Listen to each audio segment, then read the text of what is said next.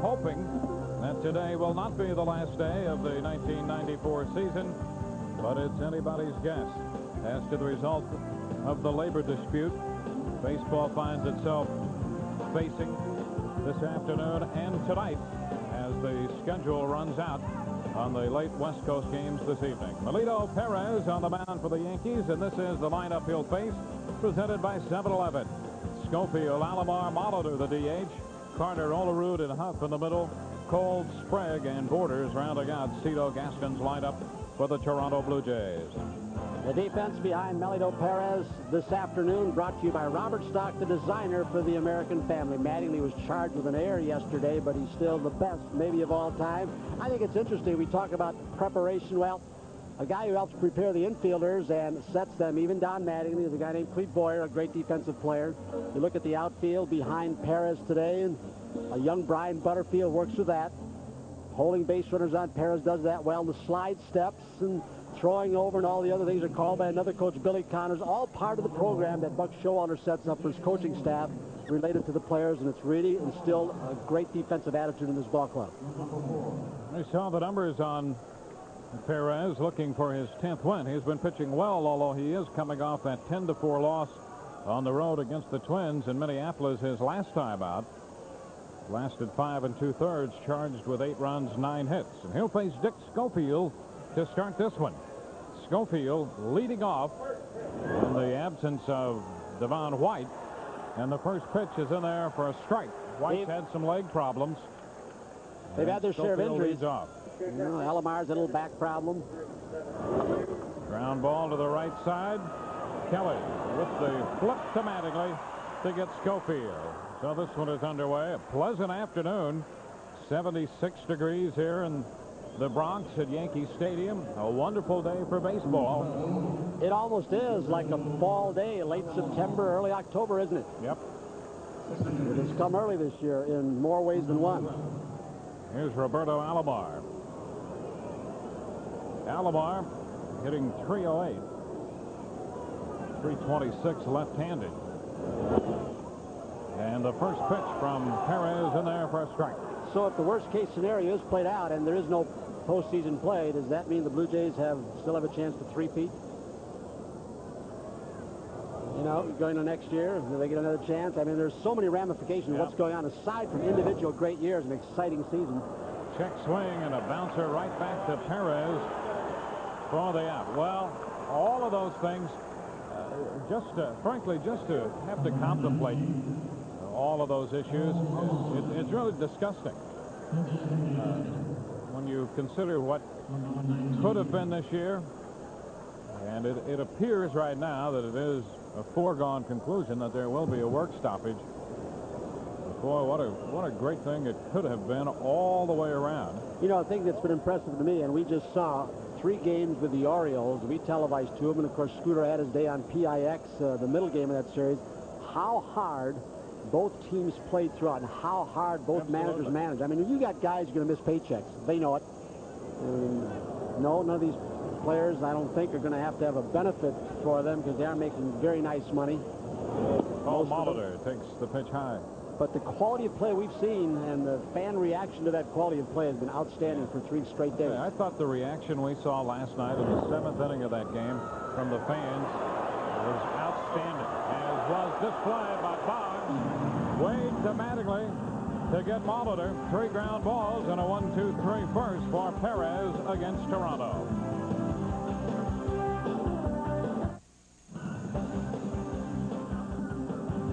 Well, the possibility of a work stoppage has clouded the 1994 season. A cloud directly overhead and dark at the moment. That's World Series atmosphere in the press box, isn't it? Rob Butcher, the PR director, a short while ago had to make an announcement. It's like standing room only. You see him in the back saying only accredited media with the proper credentials get those seats.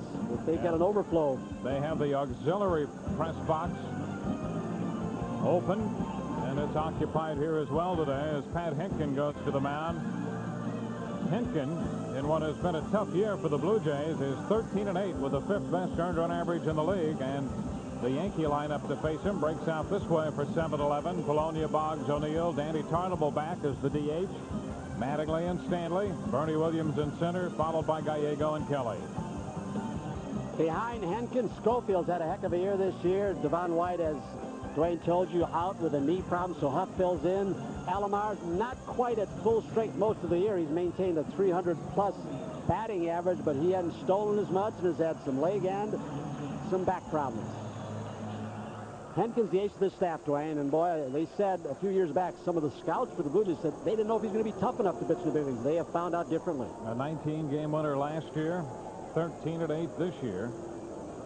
Included among the 13 wins, 3 shutouts. And here's Luis Polonia. He starts today with a foul ball off the mask of Pat Borders. Polonia hitting .311 to start this game, and that's his season high. Pat Borders really gets smoked by this foul ball. Pat, one of those who probably spending his last season in the Blue Jay uniform, and that's what they speculate. You know, the way the Blue Jays approached that first inning, Schofield, Alomar, and Molitor, as if they're playing a game late in spring training. Let's get the season on with. Going after first pitches and check swings off Perez, and Louis jumps on the first one.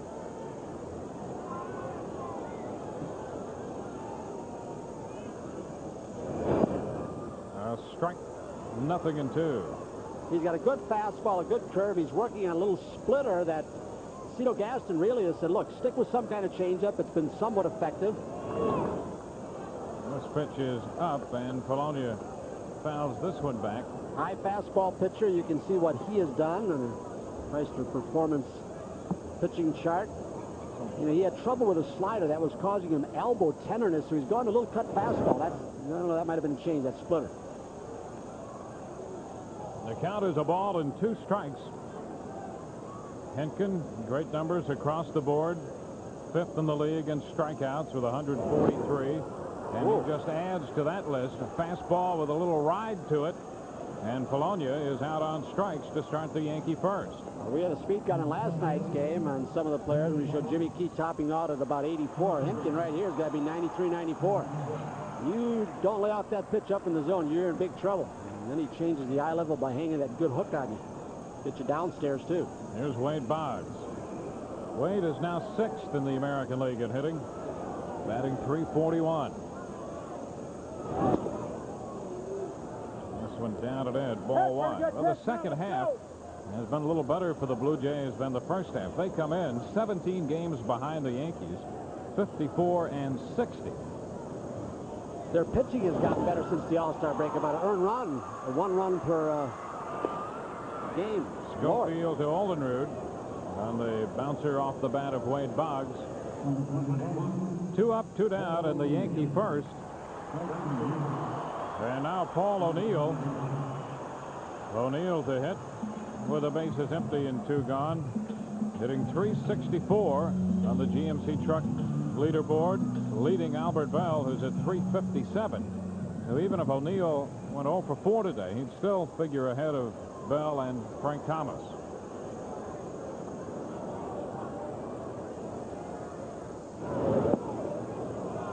The pitch drops too low. 1 ball, no strikes. White Sox and the Indians are not active today. There's a strike, and the count is 1-1. And that was something that was asked of Buck Showalter. Would he sit O'Neill down? And something like Ted Williams here, he hit 400, last 400 hitter, and he said, well, you can hit a base hit and sit down. Ted said, I'm playing a doubleheader, and it raised his average about 7 points. And Paul said, told Buck, no, I'm playing. I'm going all the way. 1-2. There's a chop to the right side. Alomar from the outfield makes the throw to Olerud. And the Yankees are finished in the first. A strikeout and 2 ground balls at the end of an inning from Yankee Stadium. No score.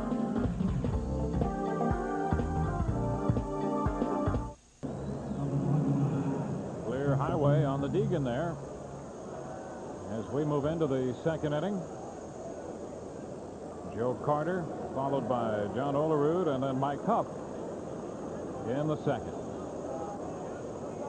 Carter comes in at .270, 102 runs batted in for Joe Carter. Melito misses low and away, ball one. There have been several reach 100 RBIs in a big hurry. How about poor Jeff Bagwell now? Oh, broken hand last night. By Andy Bennis. 1 ball, 1 strike. 9 straight seasons with at least 98 runs batted in for Carter, joining Jimmy Fox, Lou Gehrig, and Al Simmons. And a soft liner hit to short, and Gallego makes the grab. Carter, the 18th player in big league history to drive in 100 runs in at least 6 consecutive years, with the 102 this year. You wonder how Joe Carter has been allowed to move around as much as he had with that kind of production. Those kind of guys are hard to find. You talk about, the San Diego or Cleveland, Blue Jays, the Cubs originally. How about this deal? Incredible. How about trading 2 future Hall of Famers? How many times have we had 2 Hall of Famers? Olerud puts one down in, and you figure at this point, Carter, you have to project him as a Hall of Famer. You have to project Alomar as a potential Hall of Famer. Line drive into right for a base hit. So off the 1-0 pitch, John Olerud has the first hit of the game. How many deals in the history of the game could we find, I wonder, where 2 Hall of Famers would go the same way in a deal? If that's a quiz, you stumped me. I can't think of another time. It might be an interesting little research project. Mike Huff. Huff's been hitting the ball, playing center field with White out of the lineup. Low and outside for a ball. Huff had some injury problems this year. Spent some time on the disabled list and sideline at a sprained left knee. You can hit and run with him. He's got pretty good bat control. 2-0 the count. One of those valuable players like Randy Velarde. Huff, of course, got stuck in the Dodgers organization for a while behind a lot of guys that were more glamorous type players, runners or throwers or more power. He kind of hangs around and does a nice job. 3-0 the count.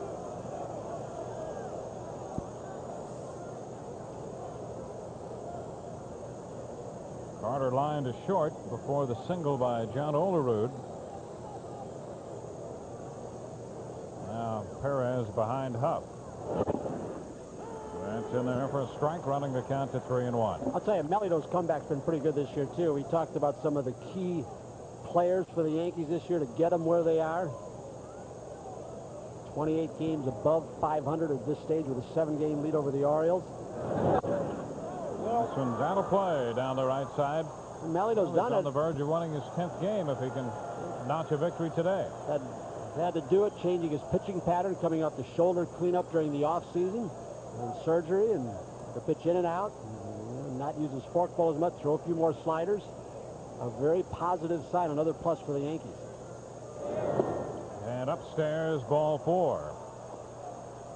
Olerud will go to second on the walk to Huff. So single and a walk, 2 men on with 1 out. Bringing along Darnell Coles. One thing Melito's not done, at least recently, has been able to throw in situations like this, that ground ball double plays. He's pretty much a fly ball pitcher. Sometimes that splitter down will get the ground ball, which he perhaps is looking for right now. Coles hitting .210. And the pitch is in there to him.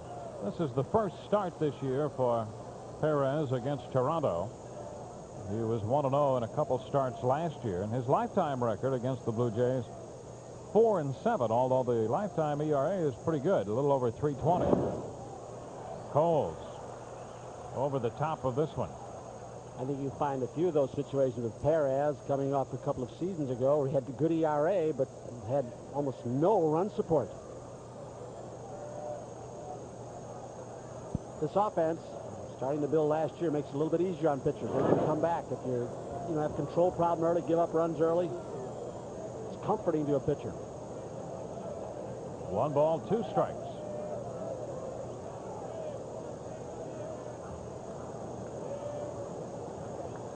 We're in the second inning.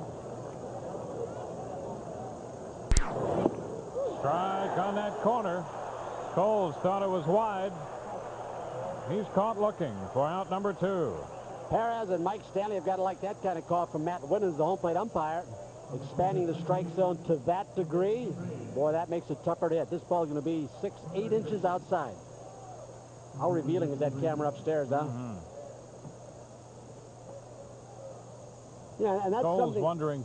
he's wondering, would that be a strike to Paul Molitor or to Wade Boggs? You know, and in the World Series last couple of years when they used those cameras, the networks, some of the umpires and Richie Phillips, the umpires representative, complained. I really think they ought to take shots like that and use it as a teaching tool for umpires.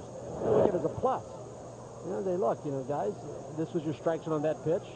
You know, you'd almost want that camera there all the time. It would improve the quality of umpiring, I think. 1 ball, no strikes. Sprague sends this one down the middle, deep to center. Bernie Williams back, and it's off the top of the wall. Olerud will score. Huff is on his way to the plate. Sprague digging for 3, and he's in there with his first triple of the year. So Sprague driving in 2 with a triple off the top of the center field wall. The Blue Jays have been looking all year long for some punch in the bottom part of the order. Sprague delivers here. Little slider out over the plate. Bernie has trouble picking it up, but even if he had gotten a great jump, it's nearly out of the ballpark within 6 inches. But 1 ball, no strikes. He's got to throw a little fatter slider to try and throw a strike. And Sprague, who tries to pull everything. Larry Heisler's hitting instructors try to get him to go the other way to make him a more productive hitter. And that time he went straight away. There's Pat Borders taking a strike. So the Blue Jays jump out to a 2-0 lead. Oh, those base on balls. Flash used to say, huh? Base on balls to Huff.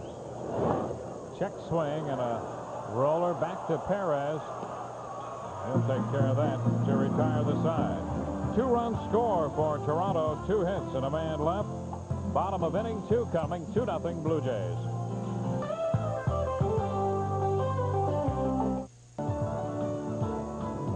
Yankees down 2-0. Bottom of the second. They're facing Pat Hentgen, and Danny Tartabull is back in the lineup. Tartabull, the designated hitter for the Yankees, with 18 home runs. Danny has not played since Monday after x-rays on his left elbow were negative. He was hit by a pitch in Monday's game against Baltimore. Line drive into left center. Cole's cutting over and will make the catch for the out. You know, Danny's numbers have not been lousy, but, you know, I think some people are disappointed, including Danny. He really has had some streaks as far as hitting the ball well, but not those streaks where he drives the ball with power. Did Don clarify some of the things today that were written in the papers regarding... Yeah, Don Mattingly on the Budweiser quote book. If this thing goes through the winter and spring and goes against what I feel as a person, I don't know if I'd play again. On the possibility of a prolonged strike, Mattingly takes a strike there. He thought some of the play it got was overblown a little bit in terms of, well, this might be his final game, and this one is foul out of play. 0-2. Of course, he had talked about the possibility with a year left on his contract. At the end of the contract, that might be it for him. I know he told that to Tom Padula, which is written a couple of weeks ago, I get, that he will honor his contract. And of course, that, you know, I guess according to his condition and the strike situation, as you said. That's going to go through into center field for a base hit. So Mattingly has the first Yankee hit, a ground ball into center field. 1 on, 1 out. I think Don's feelings were that perhaps the presentation of that story a little more dramatic than he meant it to be. And you wonder, too, if he's having a continuing problem with the wrist, if there is some more corrective surgery that can be done. I don't know if that's even a possibility, as was done last season. Assuming it's the same area, I don't know that for a fact. The Yankees have been very close-mouthed about that. Now Mike Stanley. Looks at a strike. Stanley is hitting .302. 17 home runs. After that slow start, slow April and May as well, and he had a great June, super July, and has continued to hit the ball well here the first week and a half into August. Tough guy to defend again. You know, he's got that part of right center field. And yet you try and jam inside. You can look for a pitch and turn on that. And you can string a defense out and get him confused. Counts a ball and a strike. You know, I think sometimes people don't realize how strong Mike Stanley is. You know, we hear about Tartable and Noakes and some of the others who pump a lot of iron, but you see him turn on the ball and get that top hand, and he can get some severe hook and overspin on balls. I think he's hitting the high pitch a little bit better this year. He had an excellent year last year. This one's foul. Out of play the other way, running it to 1 ball and 2 strikes. Deal of the century in baseball right there. When Gene Michael got him and got him on that 3-year deal, it was kind of a backup for, you know, catcher. No renegotiations involved. And here's a guy who's got a lot to lose. He's not getting any younger. You know, Reedy hasn't been into the money flow like a lot of players with his numbers have gotten because of the contract. He drives this one high and deep to right, but Carter will have room on the warning track and makes the catch for the second out. Of all the players the last 2 years and again this year that we say more often just missed it, I think you can probably say more of him, more than Danny Tartable. So often he hits those long warning track deals where he's just, you know, that half-inch, quarter of an inch beneath it. You can see where Borders is set up. Breaking ball and in a pretty good spot. Low and down. Looked like Mike was shooting that way, maybe looking for a curveball. Yeah, he did just miss it. Here's Bernie Williams. Bernie had a hit last night. 7-game hitting streak for him. Up around 375 for the last week during the life of that streak. 1 ball, no strikes, and 291 for the year. And I don't think Buck Showalter gets more joy out of watching a player than this guy's progress right here. You know, after the start that he had and the rough spring, coming off of the shoulder problems. Another guy who Buck has learned how to handle. He's a people manager. Fouls this one back. And the count is 1-1. At Buck's age, I don't know if you can recall a man that young in his position with all the pressures of this organization and this city who has handled people and deflected things as well as Buck has. I mean, that's his grandpa and pops really trained him right. He has been the right man for this Yankee job the last couple years. I can't think of a better selection. You know, La Russa at that age was very, you know, really a bright mind. For the fear of being considered chauvinistic, the driving force in Buck's life was his mom. Okay? Well, nothing wrong with that. Just in case this thing's over this year, we want to be politically correct. Yeah.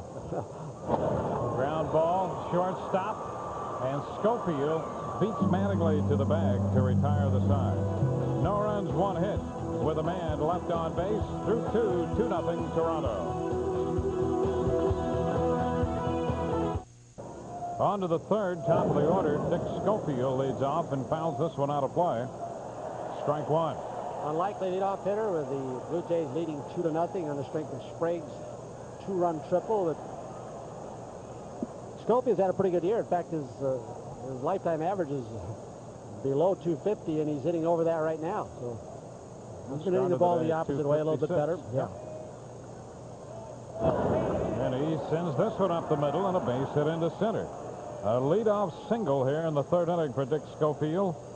Hit number 3 off Perez. Larry Heisel has closed his stance down a little bit and flattened his bat out. He was one of those guys who would hit those fly balls. He'd go 350, 60 feet up in the air and leveling it out. He's hitting more line drives, more ground balls like that. And there's Larry. You talk about a people person, Buck Showalter. How about Larry Heisel? Here's Roberto Alomar. This one is too low, ball 1. Roberto, you know, 308. When you look at the first and second hitters, Schofield and Alomar, both of whom have verbalized, as has Ken Griffey Jr., as has Brett Boone, 3rd generation of major leaguers, Ray and Bob before them. Hey, look, we are going to do for the next generation of players what the prior generation did for us. And these guys, in their case, they're talking about their fathers and grandfathers in the Boone's case. There's a This unique, one is low. unique, 2 balls, no strikes. unique solidarity. I mean, Well, you know, the players understand that the fans are turned off by this whole idea of the work stoppage. They know that. They recognize that. And at the same time, I think if you talk with them around the batting cage in the clubhouse, they know that it's a complicated issue. There's a strike. And they wish the fans maybe had a little better understanding of the intricacies of the deal. But they don't blame the fans for being frustrated and upset. The players themselves would prefer to play, and I think we've seen that. Sure. The caliber of play the last few days here and what we're seeing today. Well, they're ball players. Oh, look at this stop by Mattingly, saving an error. Mattingly will get a hand for that stop on that effort. Perez almost threw it away on the pickoff attempt at first on Schofield, and Don made a great play. And this They're is ball why, players. yeah. They would prefer to play baseball. They want to play. Well, they don't want sympathy. They just want a little understanding and what the freedom issue is all about. You know, I think Mattingly, in some of the comments he's made, has summed it up as well as anybody. You know, when that young 8-year-old had that sign in the stand, no strike, no strike. And the youngster didn't understand, Mattingly said. The father probably wrote the sign, but he just went over and said, no choice. They have not been given that. Foul back, and the count runs to 3 balls and 2 strikes.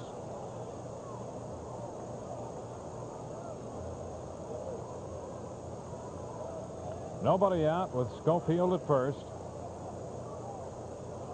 Blue Jays with 2 runs home in the second inning, leading 2-0 as we now play in the third. Alomar fouls this one out of play.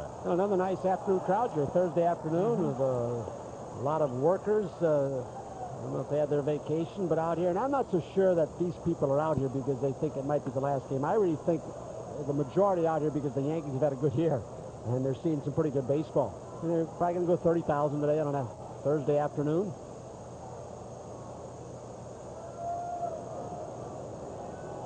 The 3-2. Fly ball into right field, and O'Neill is right there. Kept the hands in, and Perez gets Alomar. We've talked about that for weeks, and I don't know if Billy Connors has consciously asked that his pitchers pitch hard in more often, including this ballpark. And right there, that pitch sails in and gets Alomar tied up inside. Billy Connors has got this staff 3rd in the league in team ERA. There's been a steady progression over the last couple of years. You know, Tony Cloninger starting it last year. He's down in the bullpen now, and Billy picked it up. And, you know, when you think of the free agents that were acquired, you know, Xavier Hernandez in the trade and Mulholland, they haven't really pulled their weight. I mean, There's Paul Molitor hitting .343. Melito misses upstairs for a ball. Yankees have been out hit 3-1 and trailed 2-0. The swing right here and the approach that Buck Showalter considers the best in the game. He said, excluding present company, meaning his own team like Mattingly and Boggs and Paul O'Neill. But he said, that's the guy right here, Paul Molitor. 2-0 the count. And he said, while it's not necessarily the approach that you would teach, there's just no movement. Simple. Very slight step there by the front foot. Not much can go wrong with it, can there? That's why he's so consistent. And this one is skied out of play. They always talk about a, you know, slight stride, don't overstride the lunge, a nice little smooth takeaway. Well, Molitor has almost no stride and almost no takeaway to prepare himself. He waits and waits and waits and then can explode. It'll be so quick. It's like my Abyssinian cats when they're mousing. Yeah, great eyesight, great recognition, whappo. Don't even bother to buy a trap. Runner's going, and the pitch is lined back into center. Bernie Williams is there to make the catch. Got a chance to double up, and the throw is not in time. Schofield, who was breaking on the pitch, got back ahead of Bernie Williams' throw. And Dick, who learned from his pops, Ducky, who was a middle infielder also, and a pretty good shortstop on some World Championship teams. As he is off and running, he hears the ball at the bat, but more than that, he's looking out of the corner of his eye as Gallego and Kelly are trying to deke him, and Schofield knew exactly where the ball was. 2 outs here in the third. Schofield hustling back to first and is there with Joe Carter stepping in. How about Don trying to decoy him too, like the throw is not coming, just standing nonchalantly? Carter follows this one in for strike one. Joe lined to shortstop his first time. Has there been a more dramatic home run than his than last season? Maybe Mazeroski's. His end of the World Series in 6. Mazeroski's 7th game winner. 1 ball and 1 strike. Long look down at Nick Leyva, his third base coach. Yeah, Nick playing very deep for Carter because Nick's been very close to getting creamed several times, especially the way Carter hooks the ball. Schofield back in at first on the quick move this time by Perez. There's Nick. You know, Tom Cheek, one of the broadcasters for the Blue Jays, was telling me how many times he got hit, and he said, how did Frankie Crosetti at his age get out of the way? I said, very simple. We were taught to hit the ball fair. Runners going. The pitch is high, and the throw is not in time. A steal for Schofield, and he got a great jump off Perez.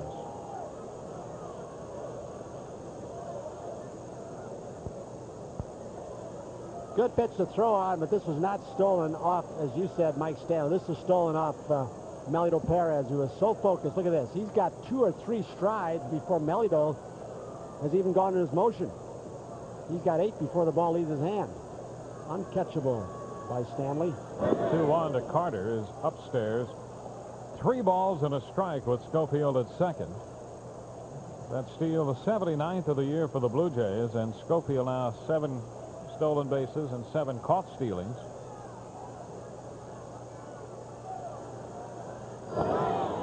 Jammed him, and a popper back to first.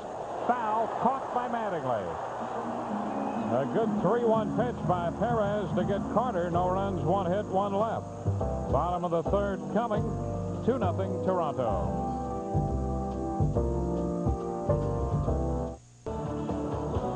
Back at Yankee Stadium with Tony Kubek, Dwayne Stamps, Al Trotwood will be along next inning.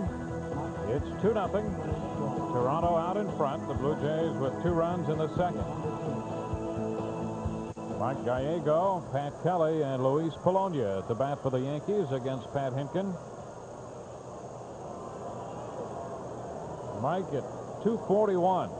6 home runs and 41 runs batted in. Facing Hentgen, who's coming off a loss his last time out. The Detroit Tigers beat him 3-2. 1 strike on the foul ball. Still early, but this game's got to look like last night's against Ben McDonald and the Orioles, where the Yankees had just 1 hit through the first 2, and that was a little dribbler to the right side by Matt Noakes. Today, Mattingly sneaked one up the middle, so Hentgen looks like he's got good stuff also, as Ben did. A ball and a strike. Out to second, grabbed by Alomar. And Gallego's the first out in the Yankee third. Well, Hentgen is 1-1 this year against the Yankees. 3-1 lifetime.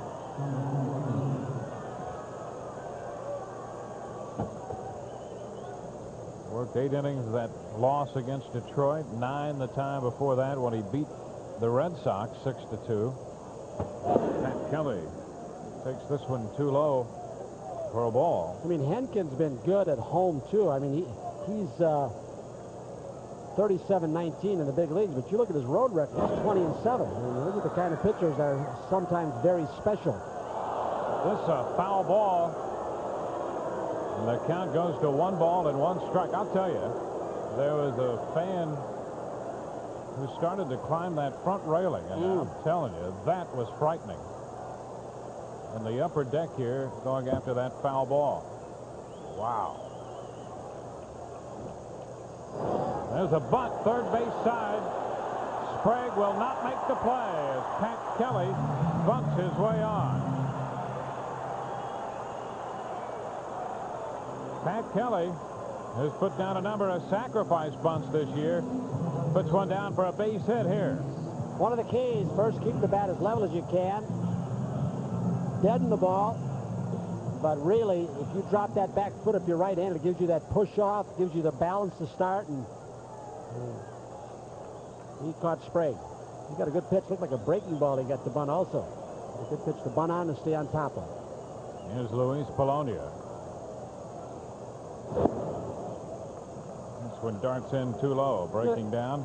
You know, that's one thing. You know, we've seen Polonia run a lot and get caught. We've seen Bernie's improving. One thing that Pat Kelly came with, his credentials out of the minor league, that he's going to be a good quick base stealer. But he's had some late problems the first couple of years, and I think Buck has really held back on him as far as trying to steal.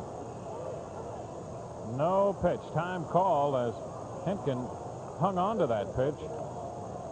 Went through his delivery, but did not make the pitch. Just one of the times where the request for time is honored too late by the home plate umpire. Tough judgment call. You know, you got a batter wanting time. He may have something in his eye. You got to protect him a little bit, but you got to show some protection to the pitcher too.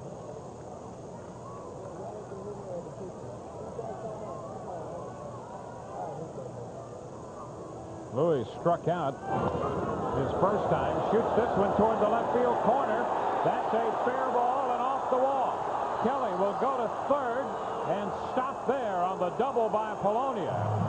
So Luis Polonia continues his hot hitting and doubles into the left field corner. That's his 20th double of the year. I think it's interesting noticing Polonia's grip on the bat. Last night we saw him against a hard-throwing Ben McDonald. Look at how far he is choked up on the bat.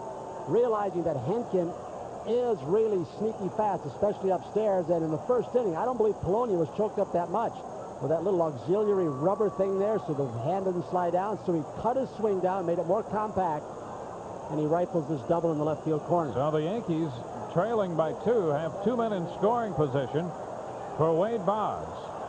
Wade grounded out to shortstop his first time and goes after the first pitch, fouling it out of play, strike one. Wade in double figures with 11 home runs this year. 4 of those off Toronto pitching, and 2 of the 4 came against Pat Hentgen. Wade showed signs yesterday of that recurring rib or side pull. That last swing, he had those hands in pretty tight. It's been bothering him for a couple of months. He fouls this one out of play. 2 strikes. And it was when they were hurting him the most that he started hitting all those home runs. Yeah, when he had it wrapped, he said his swing became more compact and he was able to pull the ball. He was behind in the count. 2 strikes here. Now 0-2. Joe Carter, the right fielder, moves way off the right field line. Doesn't feel that Wade's going to pull the ball in that area. You would expect him to get fastballs away in this situation. And he fouls one out of play. He's hurting. But that still might mean that he's got Hentgen in a hole, even though it's nothing in 2. With Wade and this great bat control, Wade usually definitely in these situations, driving in a runner from third with less than 2 outs or even 2 outs. Runs a fastball away, trying to make it to hit it into the defense to left field.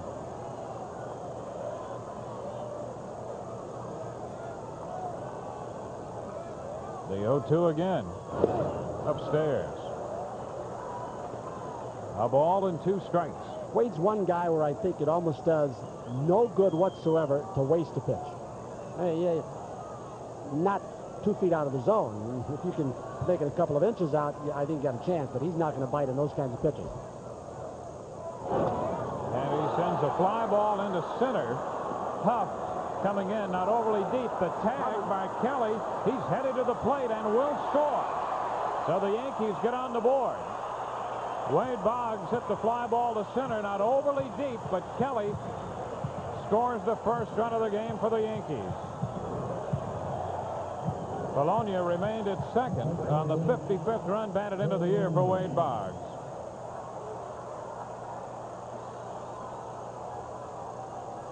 From up top, the Perry Ellis look.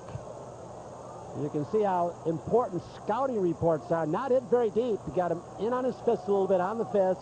Scouting report from Ted Uhlaender, probably watching Mike Huff, saying his throwing arm is not that strong, and Pat with his quickness, not even close. Paul O'Neill takes ball 1. So the Yankees, with 2 outs now, have the tying run at second. It's a 2-1 ball game. Borders out to talk with Hentgen. Ball hitting .363. Could be a reminder from Borders, say, look, you got first base open. O'Neill's leading the league. You got Tartable, a right-hander, up. Would you rather go to him? We'll see how he nibbles away, if in fact he does, at Paul O'Neill with first base open and 2 outs. Now a pickoff play at second. Polonia back in. That's Schofield taking the throw. Well, the Yankees have turned the bunt single by Pat Kelly into a run, thanks to the double by Polonia and the sacrifice fly by Boggs. Hentgen stays away. 2 balls, no strikes. Different managers operate differently. You get a Sparky Anderson, he may just automatically say, give him 4. Let's get the Tartable, get the matchup. Sparky usually leads the league or either league in intentional walks given up.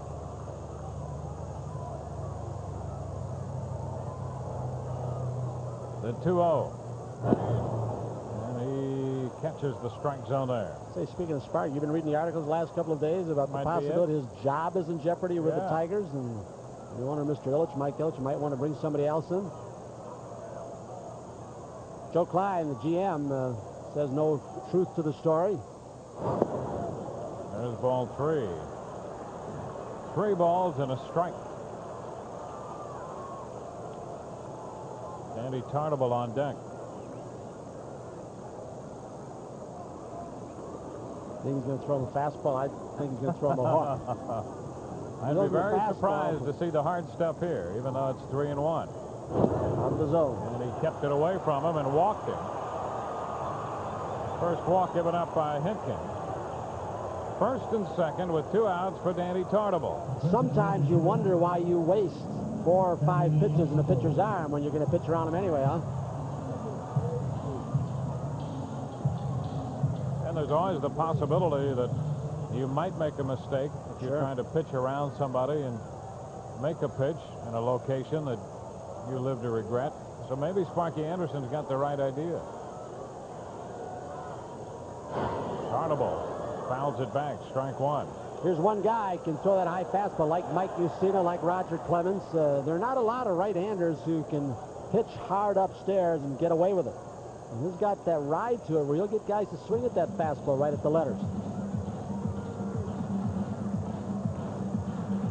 Tartable fouled the first pitch up there back. O'Neill at first, Polonia on second base.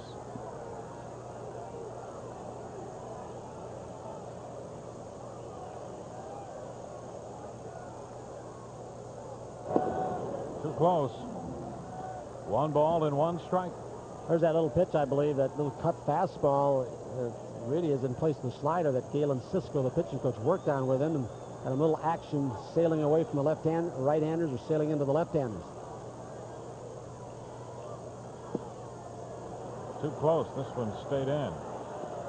2 balls, 1 strike. Yeah, here's the guy he wants to get because he sees Mattingly out of the corner of his eye in the on-deck circle. Don singled his first time, hitting 5th in the Yankee lineup. The 2-1 pitch. There's a drive deep to left by Tartable, and that baby is gone. Danny Tartable hits a 2-1 pitch out, and the Yankees take the 4-2 lead. Tartable's 19th home run of the year.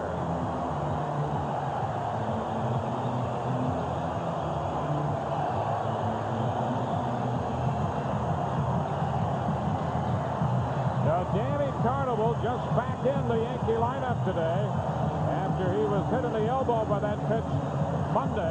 X-rays were negative, and Tartable connects. That's the 3rd home run he's hit off Toronto pitching this year, and this one gives the Yankees a 4-2 lead. Danny works a favorable count, and he got his fastball. Now Don Mattingly takes a strike. 21st home run of the year given up by Pat Hentgen. A big cut by Mattingly. He took a rip there and is behind 0-2. Here's the home run pitch and the cut. 2-1. Borders wants it inside, and the ball sneaks to the center of the plate. I think you ought to admire that one. Outside. That's the first home run for Tartabull since July the 19th. Count still a ball, 2 strikes with that foul ball. His last home run came against the Athletics out in Oakland. And Danny, on that West Coast swing, hit 3 home runs, including the grand slam up in Seattle. He connects off Hentgen today. A 3-run shot. 2 balls, 2 strikes here. The count to Don Mattingly. See him try that splitter, the thing he's using for a changeup, and that's what Cito and Galen Cisco thought. He needs a 3rd pitch. I mean, as good as he's been. Line drive to 3rd, and Sprague sticks that glove up and makes the grab. That retires the side, but the Yankees come up with a 4-run 3rd. Al Trotwood will be along through 3. 4-2 Yankees. Cloud hangs over the stadium and all of baseball. Al Trautwig along with Tony Kubek. Hi, everybody. And Tony, I don't think there's any getting over the strange feeling that I have, you probably have, and I think the fans do too. I think I'm past the point of anger. It's gotten frustrating. You know who I blame. Well, yes. What is beyond your point of anger? What comes after that for you? Frustration, disappointment. Yeah, all those Add things. some more. John Olerud bounds this ball foul off of Melito Perez, who, courtesy of Danny Tartabull, has a 4-2 lead. That was some rip by Tartabull that got out of the stadium in a hurry. Are you going to share some of the thoughts, the conversation with Mr. Steinbrenner? I spoke to anything substantive? I spoke to George a few minutes ago in response to an article in the Philadelphia Inquirer that made some news today about George saying some things about elements of the strike. He went on to say that he does believe that the owners should be directly involved in the negotiations. There's Gallego. And he believes that that will, quote unquote, happen very soon, that the owners will be directly involved in the negotiations with Richard Ravitch. So he told me that. Did he say why they haven't been involved at this point? Because the players keep inviting him to be there. There were over a dozen players at the session yesterday, including Steve Howe, and Kurt Schilling came up from Philadelphia, and many others. I did not ask him that question, but I will guess that it was the initial thought to put faith in Richard Ravitch. Anyway, he did also say that the competitive balance of baseball is one of the things that has to be preserved, and this is something we argued about last night. I don't necessarily want to get into it again, but he did say it's great that with their low salary structure, the Montreal Expos, here's Wade Boggs, are the best team in baseball, but that the moment they do that, they'll become the Pittsburgh Pirates of 1994 and lose well, their players. Isn't that what competitive balance is, though? You want to spread the winning around. Isn't that what's happening for the last 20, 22 No, Tony, years? that's not right, and you know it. That's not right, and you can't have that. It's already happening. There is competitive balance. There is none. What's going to happen next year to the Montreal Expos? They're done. You want to bet? If not next year, the year after. And once they're dismantled, they're gone for 4 or 5 years. Isn't that what you're talking about, competitive balance? Pittsburgh won it 3 years in a row, and now they're rebuilding. Oakland had a good long run. They're rebuilding. Isn't that what you're talking about? Spreading the winning around? Isn't that what we're talking about? Are you talking about spreading the money away, the socialistic way? I'm not talking about doing anything socialistic. We have a unique sport here that can't be compared to any other business in the world. Because of the antitrust exemption. That's one of the things that allows it to be a monopoly. No, it's not. That's not the thing that makes it so difficult. If General Motors wants to compete with another car manufacturer, they just go into that city and open up a dealership. Baseball, you can't do that. And so you have an unlevel... What do you mean? The Dodgers didn't do that and the Giants didn't do that? What are you talking about? The Braves didn't do that, go to Milwaukee, and then go to... What do you mean they can't do that? In time. It's been done, time and time again. We'll hit the pause button and come back in a moment on MSG, where Melito Perez gets out of the inning with a little help from his friends. Yankees up 4-2. Back in a moment. Back in the harmonious broadcast booth, Al Trautwig along with Tony Kubek. Uh-oh, Tony, they were watching us. This is during the commercial break. We should not discuss this because we have a philosophical, ideological, and even an economic differences as far as whom should be believed. But see, your point is because I argue with you that I believe that the players should accept what the owners are saying, and that's not what I'm saying. So if we can end it like that, that would be fine. Yankees lead it 4-2. It's emotional for everyone. Mike Stanley's hitting .301 now. it's pretty logical when you look at the health of the game. Even though emotions do enter in, but you can look at it in a logical fashion and say, hey, look, things are going great the way they are. Just look what's happening.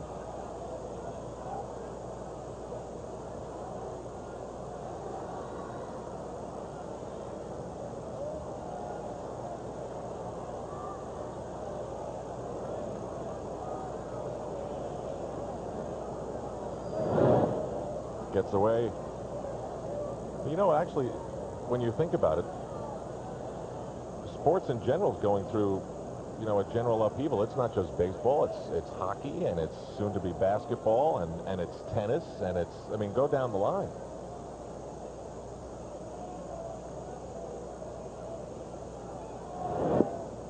Outside, 2 balls and 2 strikes. So did George tell you he doesn't want a revenue sharing? We didn't talk about revenue sharing. He just said that there needs to be some sort of equity between the smaller and larger market teams. Some sort of equity.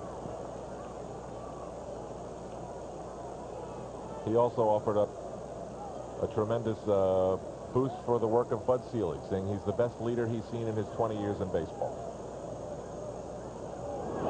And that was about the extent of our conversation. 3 balls and 2 strikes to Mike Stanley.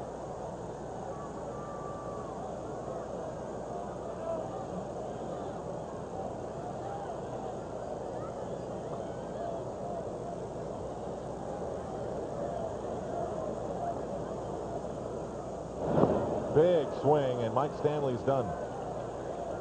Pat Henkin, who's the second winningest pitcher over the last 2 seasons to Jimmy Key, gets Mike Stanley here swinging big time.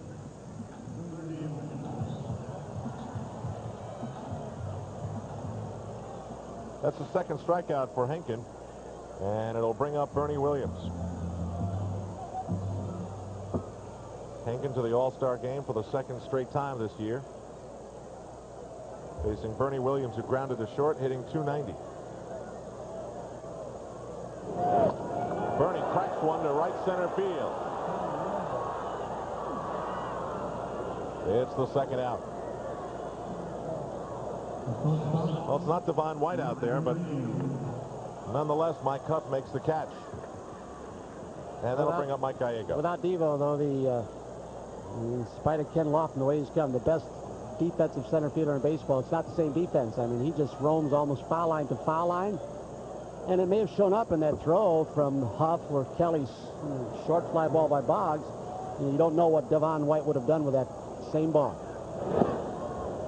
With Devon White maybe making the best catch of the year in baseball, lofting over the fence a couple of weeks ago. But there really have been some unbelievable defensive plays in the game this year. We saw some nice ones by Brady Anderson in left field last night. I mean, not like Lofton's the other day or Brett Butler's earlier climbing the fence, or some of White's. 1 ball and 1 strike to Mike Gallego. In a way, Al, you can't beat, you know, among all the sensational catches that you mentioned, and they're really wonderful to look on the highlight film, the steadiness of the Yankees defense all year long. And they're very steady, and Mike Gallego's been a part of that. You know, he's been hurt off and on, and maybe not his shortstop, but he's been very steady there and making the double play. And in the gap, but Mike Huff covers some ground to get there. He ran to the right, he ran to the left. And Donald Fehr is not in negotiations with Richard Ravitch at the moment. He's in our booth, or will be, when we come back on MSG.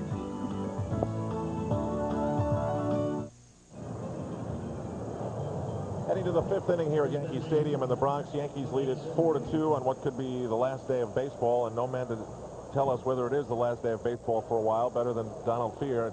Donald, I guess I wish you were with Mr. Ravitch somewhere in a room here in New York, but you're not. Have you spoken with him today? Just at the Today Show this morning. I haven't spoken to him otherwise. There are no talks planned or scheduled as of this point. Is there anything that was said today between the two of you that increases your frustration or enhances your hope in any way? Well, the only thing that happened today, there's been a lot of press speculation that has never been followed at the bargaining table, that the owners would consider trading arbitration for free agency in some form, and that might provide the basis for breakthrough. But Dick made it absolutely clear he wasn't even interested in discussing that. So slowly but surely, as we get down to tonight's games, Dick Ravitch is shutting all of the doors, and it seems to me this is where he wanted to be from the beginning. It's too bad. George Steinbrenner told me moments ago that he sees the owners getting directly involved in the negotiating process in the very near future. Is that something you would welcome, some fresh blood? Well, we have said for a long time that the particular negotiating team they've had, we didn't think was likely to produce an agreement. Obviously, we would negotiate with them, so, you know, that would be welcome, but we can't insist on it, and we're not insisting on it. But it has been rather bizarre. Here you negotiate in an industry that you say has problems with tremendous revenues, and no one on your negotiating team or that you permit into the room has ever worked for a baseball team. Is it boiled down to only salary cap? Is that the principal issue or the only issue? Are there ancillary things involved? We essentially haven't agreed on anything. However, I think it's fair to say that it's difficult to see agreements on other issues until somehow the salary cap issue is resolved. Ed Sprague struck out, and it's now 2 balls and a strike to Pat Borders. We hear this, Don, as basically, I mean, some of the propaganda that's out and some of the rhetoric that you hear from ownership side, and I am partisan to players, that's obvious in my statement, but is it basically just big markets against small markets, and the owners are trained to take the players' money to split among themselves? Is it that simple? Almost. Essentially what you have is the large and small market owners couldn't agree on what to do. They couldn't agree to redefine their revenue sharing rules so that things would work more equitably given changing revenue streams. So they had to find some other device. That device was a salary cap. The problem is that the party that they agreed would pay the bill would rather not. But Donald, everyone wants to know, okay, how long is it going to take? My thinking on this is that basically the economics of baseball is going to have to be rewritten. Whatever compromise is reached, if it's not the salary cap, it's going to be some sort of a combination of things that's going to take a long time to work out. Am I wrong? Well, anything which involves substantial rewriting of the arrangements, even if those arrangements were predominantly owner-to-owner arrangements, certainly would take some significant amount of time, I would think. So is it your opinion that we're going to miss baseball for a significant amount of time? Well, I think if there was a desire to try and put an agreement together quickly on the owner's side,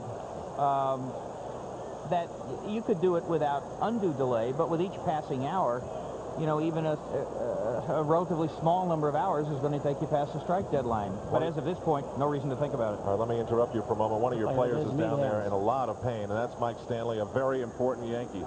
You can see how Mike's trying to protect his hand behind the glove. It's something they worked with him on last year because he got beat up so badly, and as soon as he goes down for the pitch, the right hand's exposed, which is normal, and he took a bad shot near the back of the hand, fingers, and Gene Monahan's out. And there's nothing more frightening, is there, Tony, for a baseball player to have a hand injury? That's how you make your living, whether it's defense or swinging a bat. And then... Tony, as you well know, one of the things that a lot of people forget sometimes is how fragile any athletic career, but certainly a baseball career, is. It can be gone through a freak accident or part of the normal play of the game at any moment. Hopefully this will be back shortly. Well, the average lifespan, you know, when we talk dollar figures, which seems to be the focus from some of the fans' viewpoint, that some of these people are making too much. When you figure the specialized skills they have, the shortness of their careers and an injury front. You know, an example I always think of is Mark Fidrych. I mean, Mark Fidrych made so much money for the Tigers and for baseball. They were pitching him out of turn on Monday Night Baseball, prime time, and he signed a 3-year contract and made so much money and never really got the compensation that he did. Now, he did sign him, his agent signed him for him, but there's a great example of a guy that never got paid what he was truly worth in the market. Well, Tony, obviously Gene Monahan doesn't like what he sees on the hand of Mike Stanley, so Mike's going to be taken for x-rays either here at the stadium or a nearby hospital. And you saw Matt Noakes head to the clubhouse to get his equipment, and he has reappeared in the dugout. A very, very anxious moment for the Yankees. Split fingers and broken thumbs and our fingers are really kind of unusual these days for catchers. Years ago, when they had the two-handed catching gloves, you saw a lot of people with gnarled hands in the catcher's position.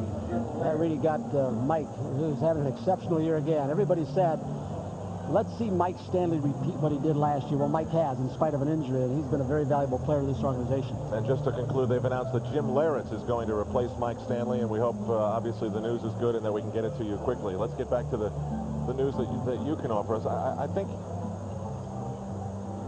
people are a little bit confused by this because it is so complicated and it is so deep.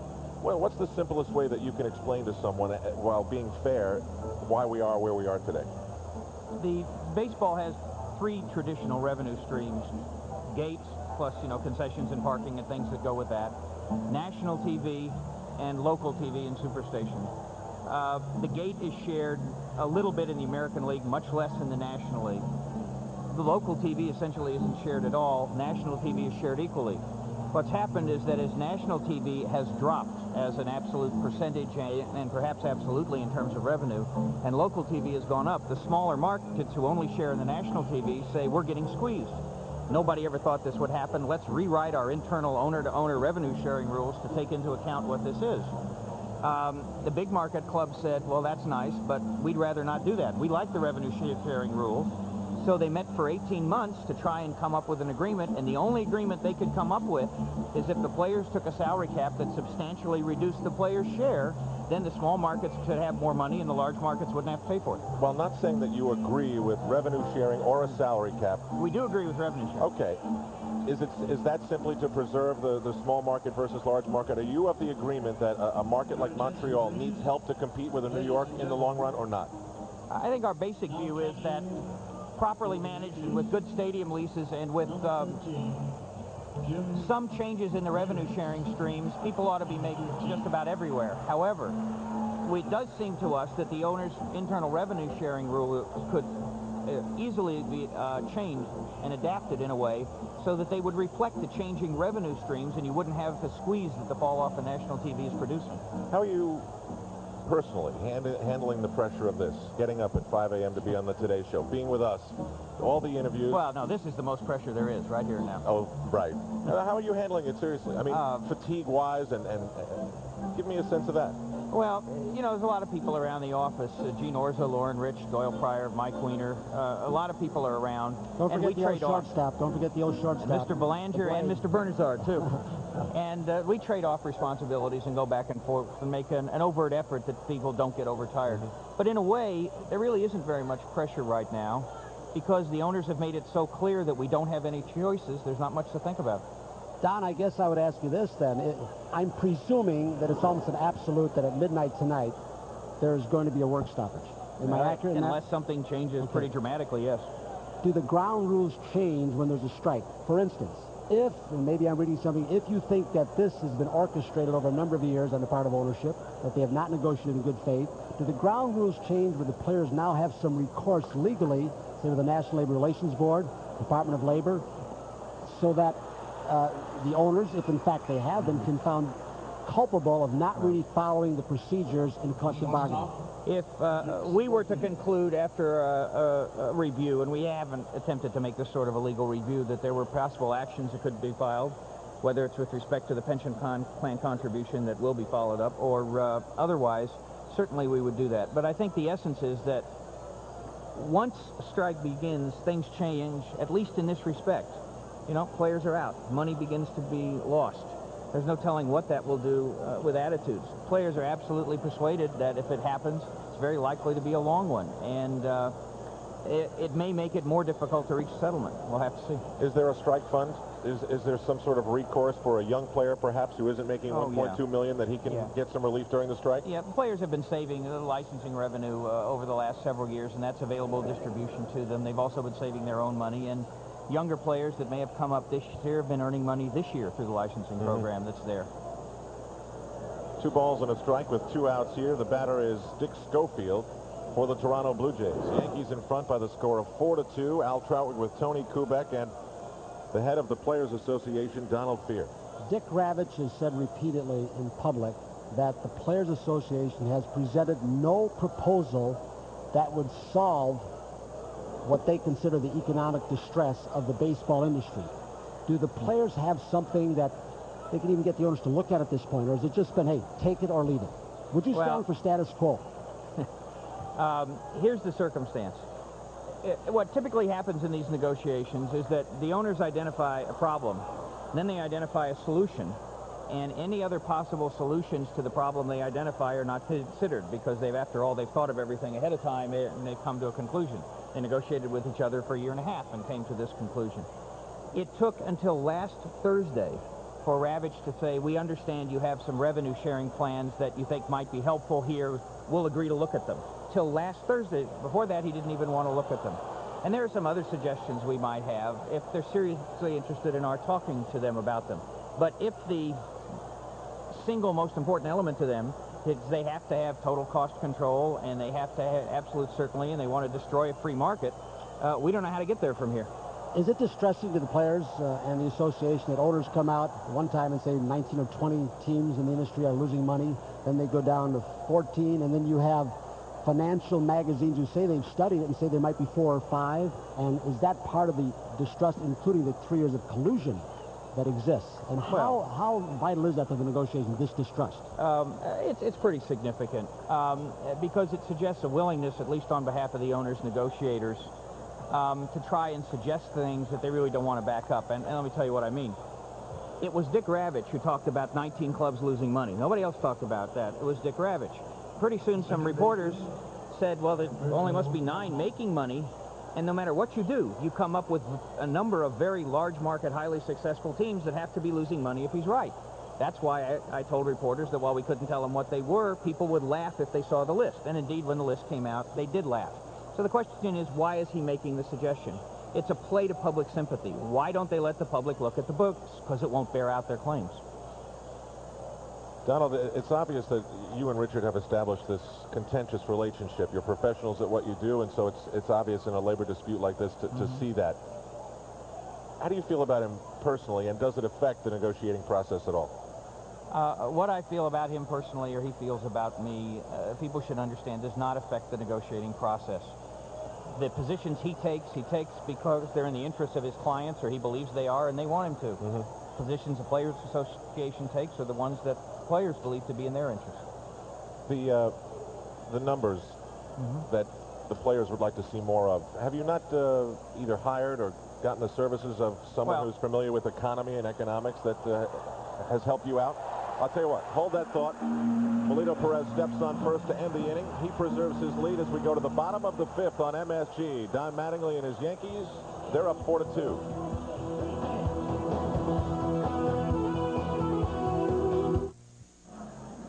We're heading to the bottom of the 5th inning. Pat Kelly's about to lead it off against Pat Henkin. The Yankees are up 4-2, courtesy of Danny Tartable's 3-run home run. Donald Fear of the Players Association is with us. Al Troutwig with Tony Kubek. Dwayne Stats back in the next half inning as we await an updated word on the condition of Mike Stanley's right hand. I left it off with you, and I just wanted to take it in a different direction for a moment, Donald. As far as the game is concerned, are you a lover of the game? Are you a fan? Do you like hot dogs and sitting with your family on a nice day? And how strong of a fan would you say you are? I don't know that I can measure it. All I can tell you is that it grows in appreciation year after year, even watching it close up 17 years in a row. What's hard is that it's very difficult to develop a rooting interest when you know too many of the players individually and you have this kind of a position. So I enjoy going to games with the kids because they root, so I root for whoever they want to win. Makes life easier. Well, Tony has pulled this memo out of his briefcase, and he's dying to get to this. No, it's July 27th, 1994 for immediate release, and the title of it is Major League Baseball Office of the Commissioner. Well, first of all, if there were a commissioner, and I know, as some have said, you know, they're hired by those, we know that. Would a commissioner who would have the in the best interests of the game clause still somewhat viable, would it help in this situation? I mean, it would depend on the person how strong it was. I know that, but you know the persuasion would be on ownership side because they hire him. The answer is that I think that we all have to understand that commissioners work for the owners. They're paid by the owners and hired by them. But what they can serve is as a focal point for media attention or fan or congressional or whatever it is. And they can attempt to rally a consensus if there isn't one there. And so there are roles that they can serve. But, you know, the indication that they still put out news releases under the title of the Office of the Commissioner, when there hasn't been a commissioner for 2 years, gives you an indication of how screwed up things are over there. Beneath the title in this news release, it says the union wants just one more thing, more. It's more salary opportunity, more playoff money, more termination pay, more minimum salary, more for minor league salary. Does the association want more? Out of proportion to what the owners are saying. You see, it's interesting. They talk about salaries. The owner's income in 1984 was less than $600 million. in 1989 was about $1.25 billion. In 1993 was about $1.9 billion. And it's the players entirely that are producing all that income. So it's not a suggestion that there isn't a tremendous amount of money. Secondly, we believe our proposals basically tinker around the edges. We do suggest that we think it'd be a good idea to spend more money in things like the World Series pool and in minor league salaries and in minimums. But we understand that if a club spends more money on minor league salaries or the minimum salary, they don't have that money to spend on more veteran players. It's not going to be a significant or measurable net additional cost, and the owners know that. That's why they don't attempt to put any numbers to the suggestions. Does the salary cap as proposed, 50% of the $1 billion revenues guaranteed, does it make mathematical sense on their behalf? What they on the owner's behalf, sure, because what it does is reduce players' salaries dramatically as a percentage, so they make a lot more money. And so from their standpoint, it does. I think what you got to understand, though, is that it's another indication that the glib phrase 50-50 doesn't really indicate what it means. First of all, they didn't say the players currently get 58. Secondly, they didn't say that the players 50 includes a lot of things that none of us would consider going to players, like unemployment insurance premiums, or things that the players already have. The owners won't want to count against the player's salary 50% of the licensing money the players earn quite apart from the owners. It's like getting a part-time job and having your full-time employer reduce your salary. So tell me one thing, Donald. Tomorrow, Richard Ravitch walks in. Tony, yes, what? The memo gets a little personal. I was just showing you what it says on the back regarding Don Mr. Spear Fish. says he's not worried about our fans going elsewhere. Maybe he's not worried, but we are. We're competing with basketball, football, and lots of other forms of entertainment. We shouldn't take fans for granted. Did you say you're not worried about our fans going elsewhere? Of course not. I never said that anywhere. What I said is that we ought to make every opportunity to attract and keep fans. It's having to shut down, if it comes to that, is a tragedy. And we hope when it's over, players are going to do everything they can to make sure the fans understand this is still a great game. It always was. Okay, the cheap shot isn't worth responding to beyond that. All right, so the shots go back and forth, and basically what the fans are concerned most about is getting this thing solved. I mean, is it as simple as if Richard Ravitch said to you, for example, all right, no more salary arbitration? Is it that simple to get this done, perhaps, or is it more than that? Well, what I've said repeatedly about that is very basic, that if the owners are concerned about salary arbitration, what they ought to say is, we'd like to talk about salary arbitration. It's a problem. Wade Boggs, it goes all the way to the warning track. Boggs is on his way to second, and he'll stand up there with a double. Sixth best hitter in the American League, continues to hit. It looks as though he might still be grimacing just a bit, Tony. It's one of those times where you get to enjoy the beauty of a great future Hall of Famer, Don. And so often over the last couple of weeks, and maybe longer for some people like you, have been involved for a number of years, where you don't really have enough time to sit and admire the Wade Boggses or the Don Mattingly's or the stroke where he just shoots another one in the gap.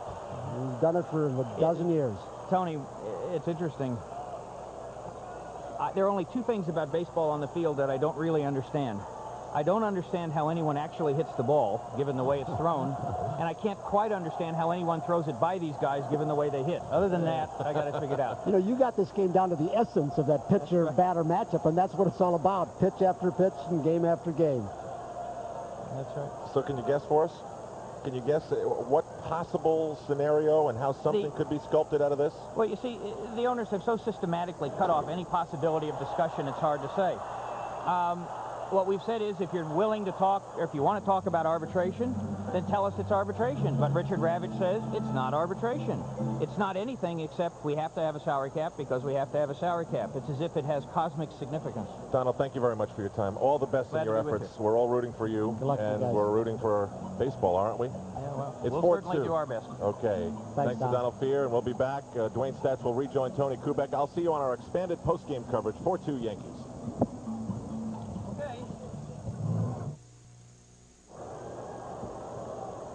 Rejoined by Dwayne Staats. Al Trotway going to prepare for his post-game report. I'm sure there'll be more on this, and don't know if there'll be any new developments. Paul Molitor leads off the sixth, and that'll be Joe Carter and John Olerud. Danny Tartable's three-run home run. That was the Yankees' four-run third. Three-run home run by Tartable gave the Yankees that 4-2 lead.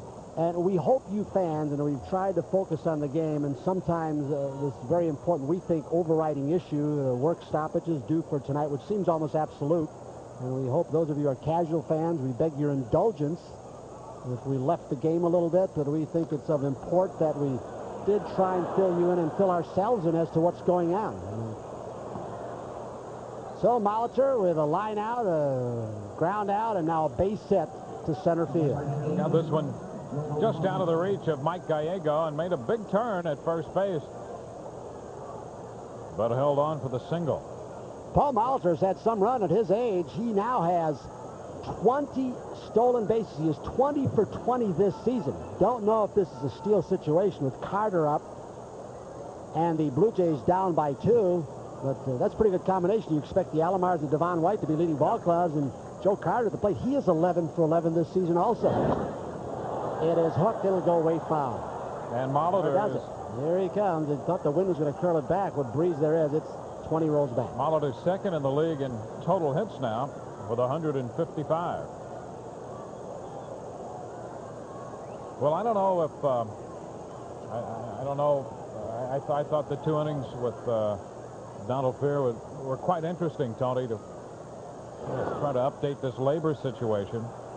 Out of everything I heard, and apparently Al had spoken with George Steinbrenner, maybe the most encouraging thing out of all that is that the possibility, at least Mr. Steinbrenner believes, that there will be some direct ownership involvement shortly. You wonder if that's too little too late, though, and I respect Mr. Steinbrenner saying that he gets him on a breaking ball, maybe a fork ball, that Joe Carter goes after a very bad pitch. 1 out, 1 on here in the 6th. Well, after a strike occurs, it's going to be much more difficult then, because voting procedure changes. You have essentially 8 clubs that could prevent a resumption of play, even though a majority, and an overwhelming majority at that, might want to resume play.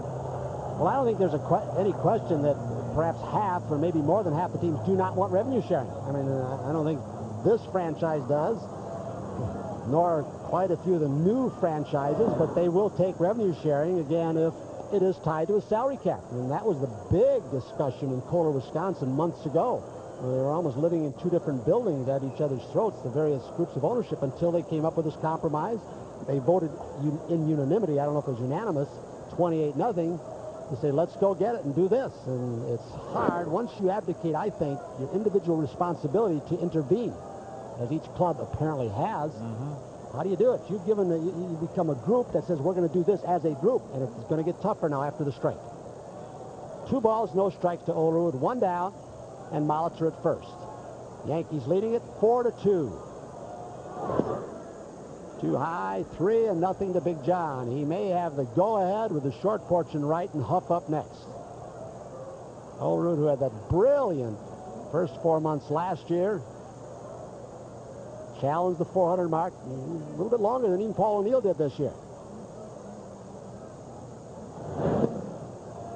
Ball 4, the Blue Jays have 2 on. Still have not gotten a report on Mike Stanley, the foul he took off his right hand. Certainly going to x-ray it. 1 out, 2 on for Mike Huff. He has walked, scored a run in the 2nd, and also grounded to 3rd. And we get into a part of the Blue Jay order that has concerned the Blue Jays for most of the year. You know, they're coming in, they're 7th in the league in hitting and 10th in the league in runs scored. This slider misses low. Well, it's been this spot on down that has concerned them, although the number 8 man, Ed Sprague, has both runs batted in for the Blue Jays in this game. That has been more the exception than the rule. See, I think ownership has, in some ways, been involved behind the scenes. You know, I don't know if it's coincidental. Mr. Steinbrenner made the trip to Milwaukee and then to Minnesota, where he sat with Bud Selig, interim commissioner, and Mr. Pohlad, the owner of the Twins. So I think there's got to be some kind of lobbying and jockeying behind the scenes, you know, with the revenue that is to be lost on both sides. Whether or not that kind of lobbying behind the scenes does any good anymore after the voting process has been changed, I'm not certain. Yeah. And it's not as if this,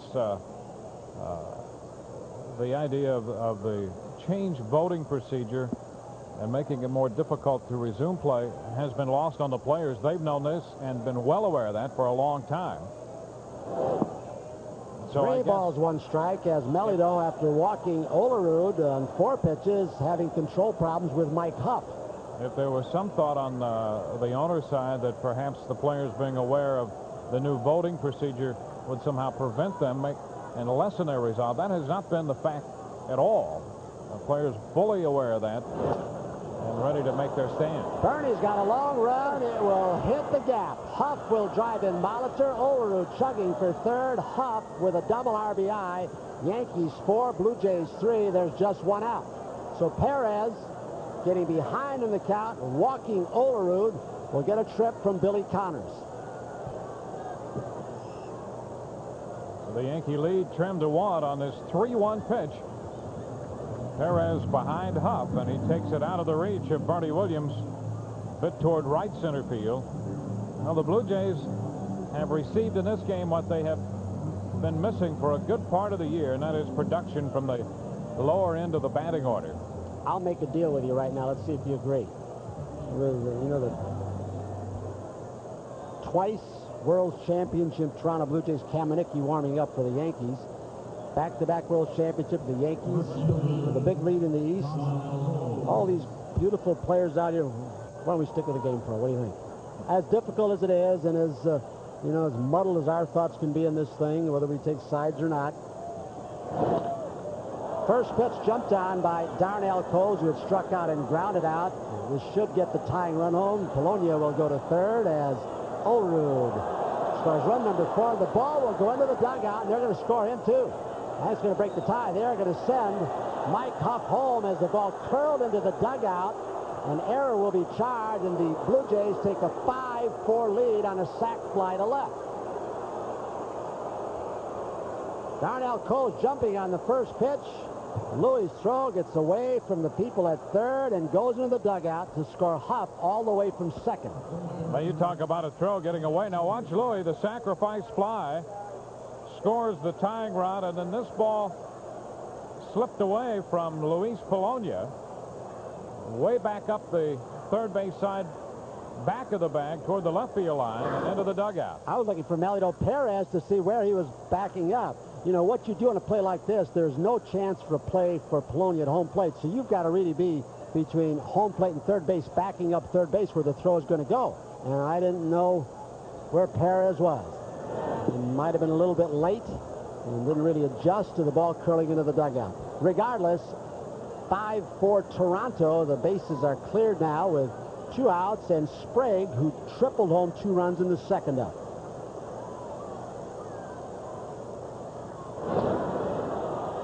Off the end of the bat toward left center field for Luis Polonia.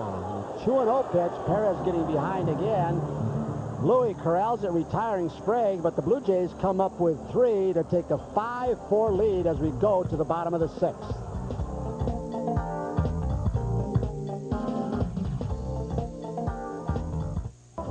Heading to the bottom of the 6th, where the man stepping in, Danny Tartabull, with a 3-run home run, capping off a 4-run third.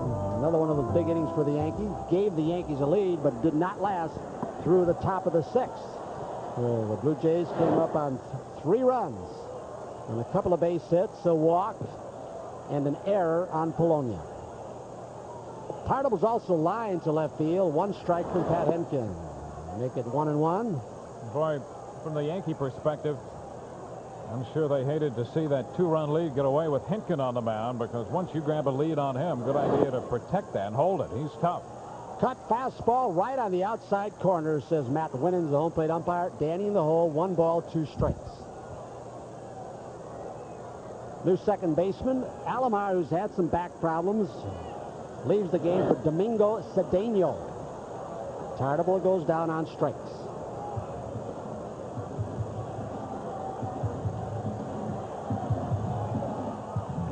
He got ahead of Tartabull, and just a little movement away, late movement on that pitch, and Tartabull's out on strikes for the 110th time this year. Is that right? 3rd strikeout in the ball game. Is that what you got? 4. Did Kelly go down in the 5th? Kelly, Stanley, yeah, and I missed Kelly's strikeout. Polonia. Mattingly hooks this way foul to the camera well. A breaking ball way inside. Henkin has completed 6 ball games. He's got a ways to go against a tough, very disciplined team, the Yankees, who force you to throw a lot of pitches. Fly ball to center field. Mike Huff, 8 or 10 strides back. So there are 2 outs. 2 down in the bottom of the 6th for Jim Laritz, who replaced Mike Stanley in the 5th after Mike was hit on the bare hand, the throwing hand on a foul ball. We are seeing if we can get a report, have none yet, as to how he is doing. Mike had flied out and struck out in his 2 at-bats in the 2nd and 4th. Jim Laritz, whose number, I don't say they're mind-boggling, but when you got a guy who's got 66 base hits and 58 runs batted in and 17 home runs, they might be mind-boggling. He's all but duplicating what he did last year, perhaps a little bit better. Yeah, his run production per at-bat's actually better. 247 official at-bats coming in today. Swings through a hard fastball. 1 ball, 1 strike to Laritz.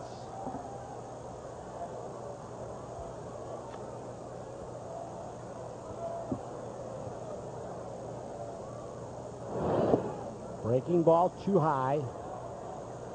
In each of the scoring innings, there was at least 1 walk involved. Huff got a walk and scored in the 2nd. Olerud walked in the 6th. And inning, the Blue Jays got 3. In front of Danny Tartable's 3-run home run. O'Neill had walked. Henkin tried to pitch around him. Laritz is down with a walk. With Bernie Williams stepping in with 2 down here in the bottom of the 6th. Well, we've seen from Henkin on occasion today what makes him so effective. He utilizing that cut fastball, a little sailor, a lot of movement up. And he got Tartable with that pitch. Bernie's hit to short, then he's flied to center.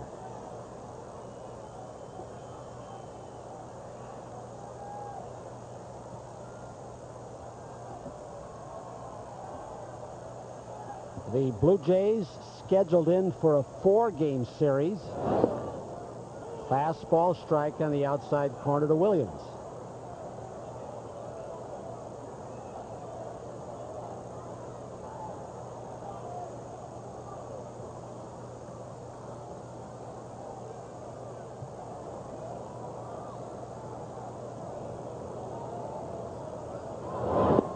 Curveball strike.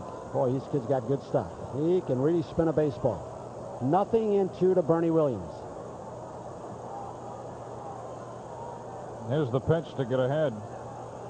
You know, with that pitch, that breaking ball, that's something he didn't throw a lot in '92. And Galen Cisco encouraged him to use that pitch more. And he broke out in '93 and won 19 games. He's got Bernie Williams deep in the hole. This fastball rides high. 1 ball, 2 strikes. 2 outs, Laritz on first. And the Yankees trailing by a run.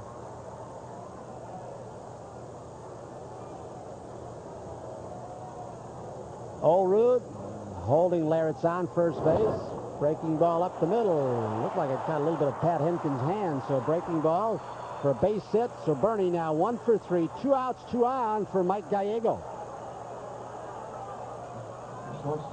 There's that 1-2 delivery. Bernie on top of that pitch as it started to break downward, and he got it right back over the mound and back through the middle. I think it was interesting in that super slow-mo when you compare the 2 curveballs we've shown. The 1 curveball, you could not see the rotation even on super slow-mo. That one, you could see the flutter. And because he didn't have the tighter spin, you saw the ball hang up in the strike zone. Didn't have the bite to it. Mike, 0 for 2. Fastball too high from Henkin. Bernie Williams has had some runs. Several months, at least 2.5. Hitting about .330. Driving in runs. There have been times this year he's hit like a number 3 hitter. This breaking ball misses. 2 balls, no strikes to Mike Gallego.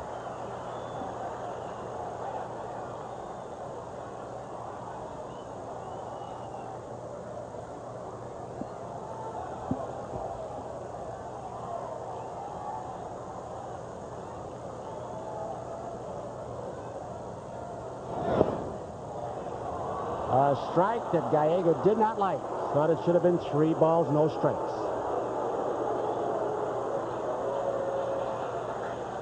Take a look from our center field angle. You can see Borders trying to bring that pitch back a little bit. Got the call. 2-1 to Mike Gallego, hitting in the 7th spot for Buck Showalter. This little slider stays up too high. 3-1. Cito Gaston, back-to-back World Championship. Has he ever had a losing year? No. In fact, this Blue Jays team has been at 500 or better 12 consecutive years. And we've got a season right now where it's going to be tough to make it, and they won't make it at all if the season comes to a cessation. They are loaded up as Gallego walks for Pat Kelly. Danny Cox, he was injured earlier. 2 of the things that hurt this ball club. First of all, Dwayne Ward didn't pitch in a regular game this year, had surgery. He's done for the year, of course. And Danny Cox, the setup man, was hurt early. Although Darren Hall, a 30-year-old rookie, has done a good job closing out ball games for him now. But they're not to that point, so Galen Cisco's on his way to the mound. A couple of walks and a base hit in between. There have been times when Hentgen has battled his control a bit, but overall he's been such a solid pitcher for the Blue Jays. He doesn't give you many opportunities. The Yankees have one here with 2 outs in the 6th. Pat Kelly scheduled. There's your score. Danny Tartabull has a 3-run home run, and then the Blue Jays in the 6th. Molitor started with a single. Carter strikes out. Olerud walks. Huff a double. 1 run scored. Cole sac fly to left, drove in Olerud, and then Huff on the throw that went into the dugout coming from Polonia's direction scored 2 runs to make it 5-4. Pat Kelly with 1 out in the 3rd, bunted and beat it out, and that helped lead to Tartabull's 3-run home run. 2 outs with the bases loaded. Hentgen falls down. He looked like he caught his cleats, and almost, I don't know if it came out looking like a fastball. Larritz is at 3rd. He walked with 2 outs. Bernie singled to center, and then Gallego just walked. How do you throw that pitch for a strike? He was almost on his way down to his knees when he released that ball.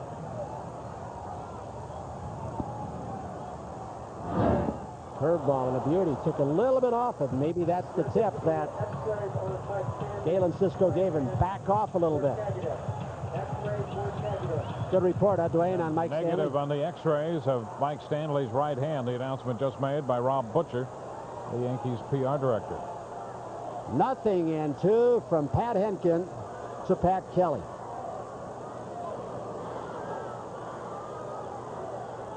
Hentgen apparently not liking the pitch selection put down by Pat Borders. Fastball check swing fouled off. Wow, somebody made a pretty good play right there. That ball shot in the stand like a bullet. Popped up one hand and got it. Still no balls, 2 strikes, and 2 outs.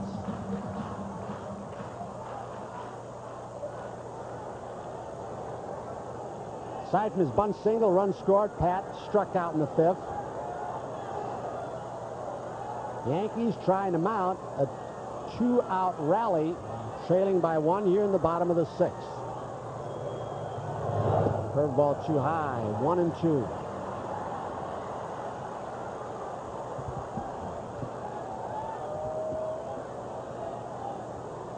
With the bases drunk, 7 runs batted in for Pat.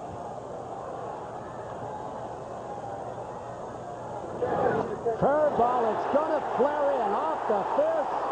Larritz scores. Bernie scores. Yankees with a 6-5 lead here in the 6th. A clutch 2-out base hit and a rally after 2 outs with Pat Kelly driving in 2.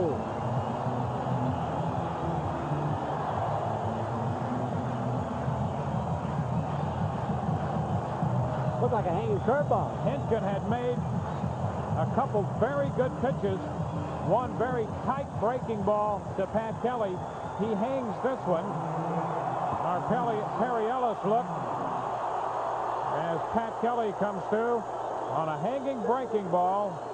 Singles into center. Pat protecting. He's seen a series of breaking balls protecting the outer half, and the ball hung in. He still got the handle on it. May have broken his bat. Drives in 2 for the Yankee lead. Luis Polonia struck out. Single, run scored, ground out.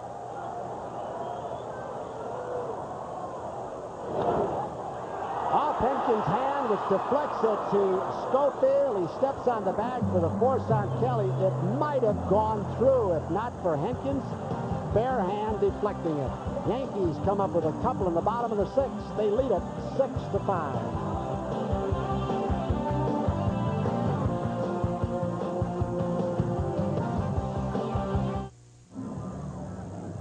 The Bud Light Concert Series presents the Blues Music Festival 94, featuring B.B. King, Little Pete, Dr. John, and a special tribute to Muddy Waters.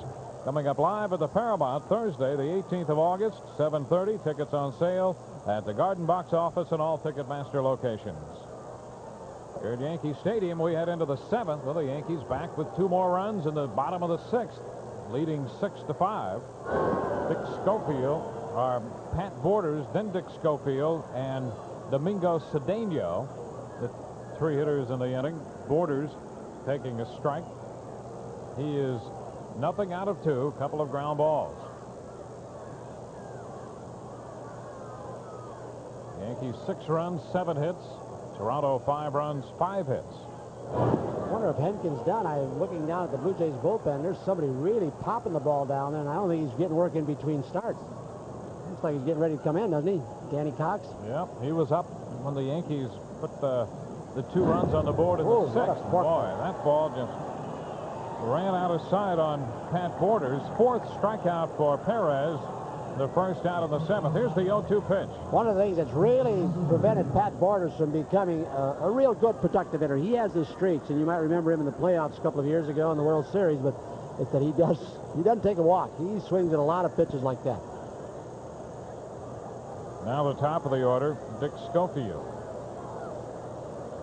Schofield's been on twice with a single and a base on balls. Takes the pitch for a ball. Yankees 4 runs in the 3rd and 2 runs in the 6th. They've come back twice today against Pat Hentgen. 2 balls and nothing to count. Hentgen, through 6 innings, has made 108 pitches. Melito approaching the 100 pitch mark now. The 2-0, and he throws a strike. 2-1. Trying to get in some kind of rhythm. He had that control problem in the 6th. You don't always know. Sometimes it's the rhythm of the catcher that can upset a pitcher. And that's not that Jim Lehrer doesn't do a good job, but all of a sudden Stanley's got him in a little bit of a groove, and then he gets hurt and goes out in the 5th, and all of a sudden you have a little rough 6th. I'm not sure that's really related, but it could be. Boy, A little different pitch selection. You got a rhythm going. It's so important. It's like a shortstop and second baseman working together. Boy, or a manager flashing signs of the proper time to third base coach. The catcher and the pitcher rhythm's important. there is ball 4 off the plate end. So that's the 4th walk given up by Perez. Comes with 1 out in the 7th. Billy Connors is going to climb the dugout steps and head to the mound. As the Yankee bullpen starts to loosen. While he's going out, got to give an old friend a little pop. You know, a guy who never shuts down his axe. Been doing it for 51 years. You see Max Patkin out here today? Yeah, he's going to be in the New Haven. In the vicinity He's tomorrow, performing right? in New Haven, Connecticut tomorrow night. Gave us a copy. I don't know if I shouldn't say us. He gave me a copy of the book. You know, you get you one. If you Yeah, that's right. Gave you an autographed bubblegum card. And I got his commemorative 50th anniversary season. There you go. Should we call this a baseball card? Bubblegum card. I'll give you my copy of the book when I finish it. Crown Prince of Baseball. Stan Hockman, a good baseball writer from the Philadelphia area. The one who collaborated with Max on it. So Max is in New Haven tomorrow. I hope you'll stop in. He's still funny as heck. Now Domingo Cedeno bats for the first time in this game. The pitch is too low to him. 1 on, 1 out. We're in the 7th. There is a little better than 100 pitches now, and Bob Wickman is busy in the Yankee bullpen. This guy's a pretty good player right here. I think it's the name. He plays second, plays short.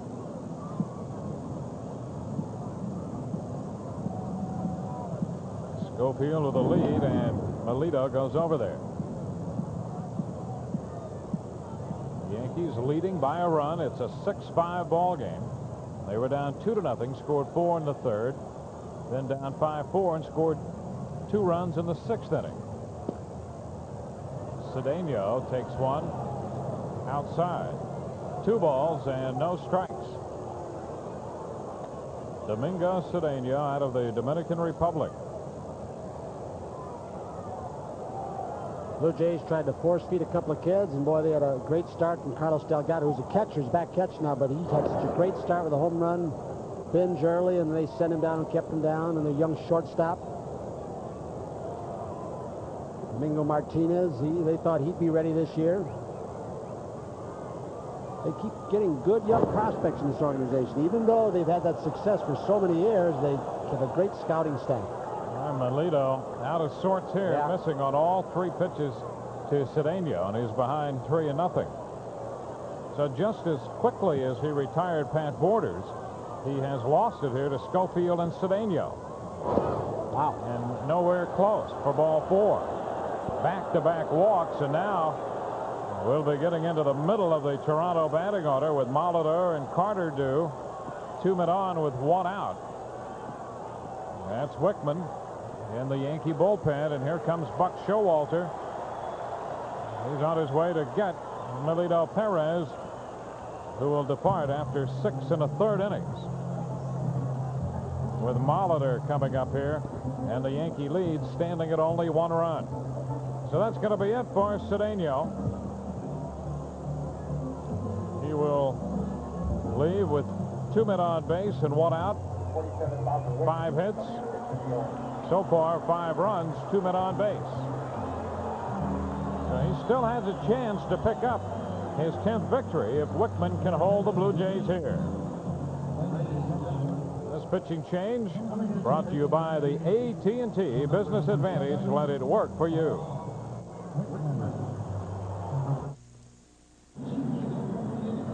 That's just outside the press gate at the stadium here. Donald Fair moments ago surrounded by members of the media, and is on his way back downtown after talking with his office shortly after he left our booth. Well, we can only hope that the call from Lauren Rich, one of the legal counsel for the association, giving him a call saying, hey, look, maybe there might be a ray of hope. Let's hope. It's very remote. Bob Wickman, who is appearing in his 53rd ball game, and you know, every team needs a horse like this. I mean, with that great sinker and the 4-seamer, little slider. I remember the days when the Red Sox had Bob Stanley would pitch in relief 100 innings and spot start, and you get a guy like this can eat up innings and pitch as effectively as Bob has. You got something. Well, he's got his work cut out for him with Cedeno at first and Schofield at second base. 1 out, and Paul Molitor due. Molitor backed up by Carter. You got to be careful, because with Molitor's bat control, instead of a double play, Cito Gaston could start these 2 runners. He's got a 1-run. He's down by 1 run, but Molitor can hit and run, even runners on first and second. And the first pitch picks up the outside corner for a strike. Molitor has grounded into 12 double plays this year. You know, the Blue Jays have grounded into 95 double plays. It's a team that is supposed to be built around speed for the artificial surface. Yep.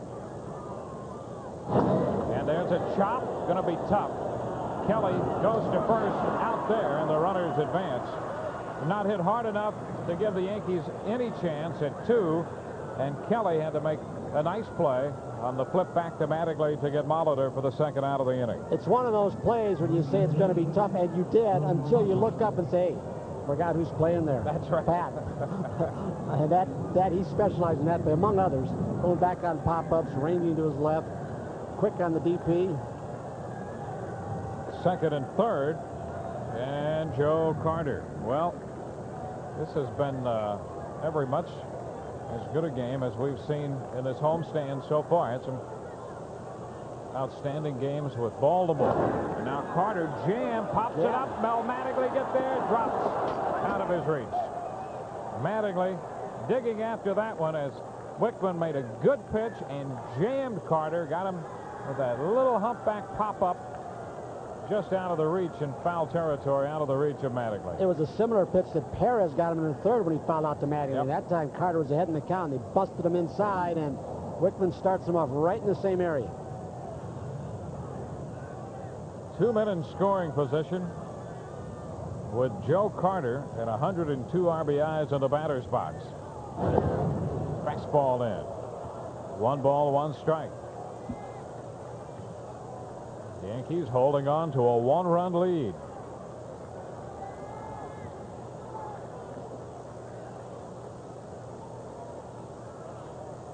And a high fly ball into left center. Playable. Bernie Williams makes the catch, and that retires the side. No runs, no hits, 2 walks. They're left on base. Bottom of the 7th coming. Great job by Wickman. 6-5 New York.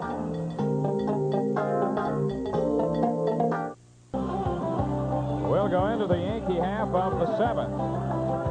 And the Blue Jays have a new pitcher. Right-hander Danny Cox. Cox last year 7-6 and a couple saves for the Blue Jays. 10th appearance of the year, 1-1 so far. Takes over for Pat Hentgen.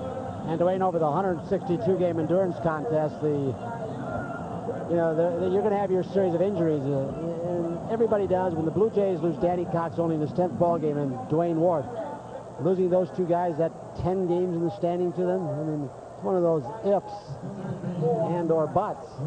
Those are very two important people from their pitching staff. They had nobody to replace him.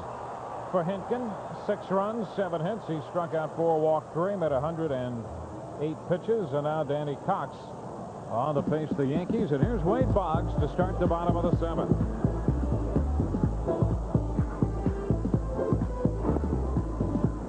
That pitch is in for a strike.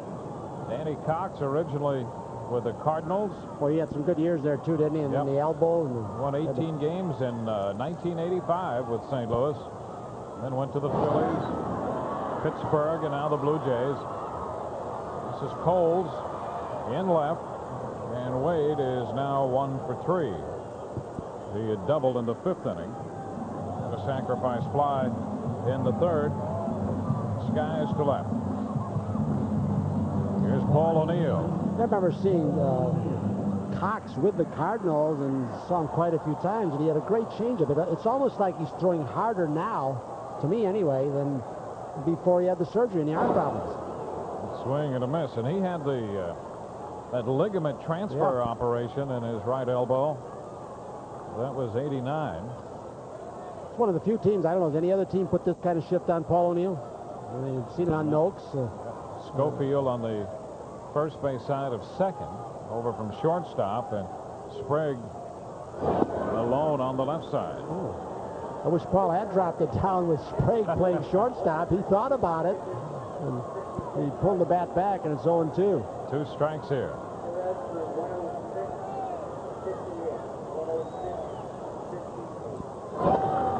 Ground ball, right side, and off the glove of Cedeno. It's an interesting scoring right In the here. right field. Yes, it will be. It's got to be a hit.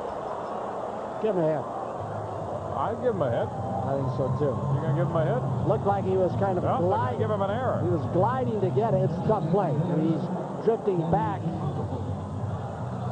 to the outfield. It's a tough play. I could see it either way. I'd have given him a hit. Well, if Mattingly got the error last night, I guess you've got to give him an error here. Oh, is Red the official score today? Yes, he is. Red Foley. Red's call. Objective as always. So an error charged to Cedeno. Here's Danny Tartabull. Say one thing, Red can't be accused of being a homer on that one, can he? Nope. Tartabull lifts a fly ball down the right side toward the line. Carter's over, but it's going to be out of play. A strike to count on Danny Tartabull. So that gives Paul an 0 for 4, huh? Along with that walk. 0 for 3, 0 rather. for 3, yeah. 0 for 3 with a walk. Danny Tartabull hit the 3-run home run, capping the 4-run third for the Yankees. His 19th home run of the year.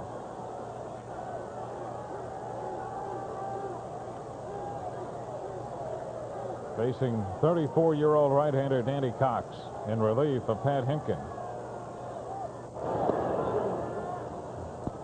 O'Neill back in at first base.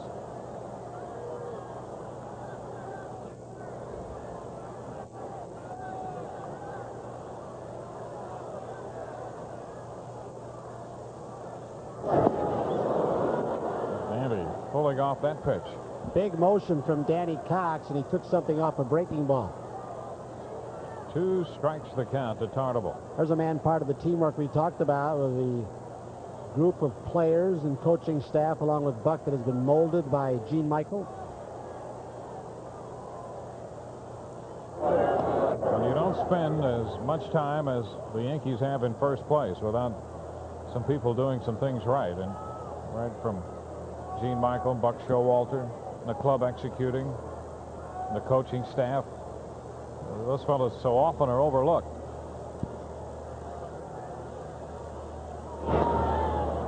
Ground ball third. Sprague goes to second. Out there over to first. Not in time.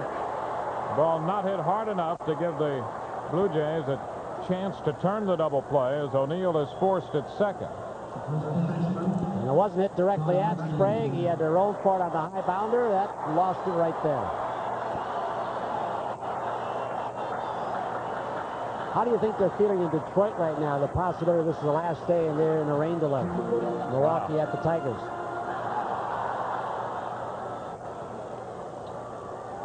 Now Don Mattingly. Downey is 1 out of 3. Single in the second inning.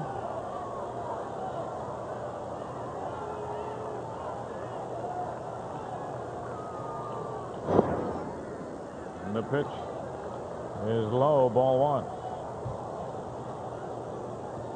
Sprague to Cedeno on the chopper by Tartabull.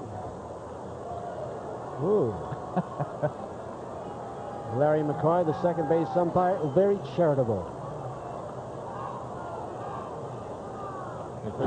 You know, that's the way Mazeroski. I remember when Danny Ainge, the basketball player, was with the Blue Jays, this team, and they were working at second base at 6'6". And we went to Seattle, and I introduced him to Bill Mazeroski, was coaching there. And Mazeroski had Danny out early one afternoon before a night game in the Dome. And he said, well, here's what you do. He said, when you approach the bag, put your foot in the bag. Now the umpire's already seen you touch it. Yep. And then you can do anything you want. And so when the ball's in the way, the umpire sees you with a foot on the bag, and that was one of Maz's tricks. Put your left foot in. Put your left foot, and the ball be on the way. The umpire already saw him. He didn't have the ball yet. Well, he made a little move, but didn't quite get there. It didn't appear, Cedeno. Somebody in Dominican is teaching that same technique, the Mazeroski technique, huh? Danny Ainge couldn't catch on to it. He was just too tall. Plus, he had trouble hitting. He can sure shoot the three-pointer, can he? Yes, he could. And still can. 1-1 the count on Mattingly. So Tartabull's at first with 2 outs. We're in the bottom of the 7th with the Yankees leading 6-5. One of those gambles that didn't work for Pat Gillick when they signed Ainge. He didn't pan out, went back to basketball. They did it with John Olerud, the man you just saw. I didn't know if he was going to play after the brain aneurysm. Took a chance, and boy, he's become some hitter. Then there's some discussion whether he would pitch or hit. Sure. First instructionally, he was going to do both. Didn't last very long. Not a play, no. I'm pretty happy with the way things have worked out with him playing first base. I don't know if that's discussed at the swing or it's just, again, the right hand. It could very well be the right hand. Yeah, you can see him hitting that hand on the side there. And I think that's why, along with the possibility of the work stoppage, that hand where he cannot produce at the level that he once did. And one of the reasons where the thoughts have to go through Don Mattingly's mind. 2-2 the count. 2 outs, Tartabull at first.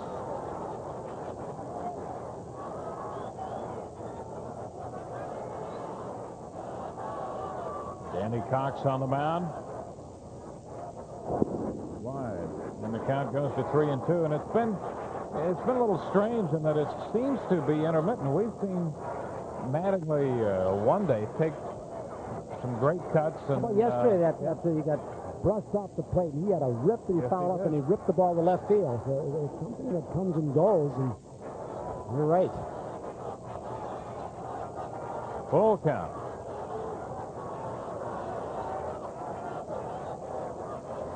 Here we go, 3-2. Tartabull off, and the pitch is fouled away.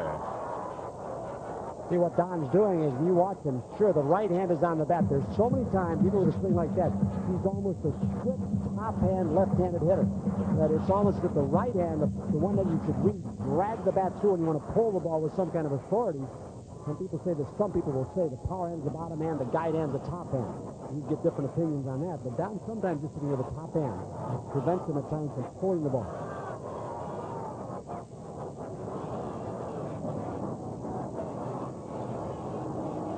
3-2 again. And he's under this one, lifting it into right. Not too deep, and Carter's there to make the catch to retire the Yankees in the 7th.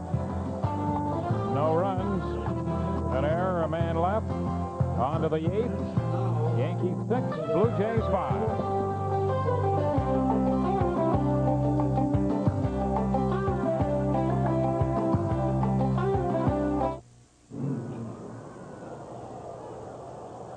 We are headed into the 8th.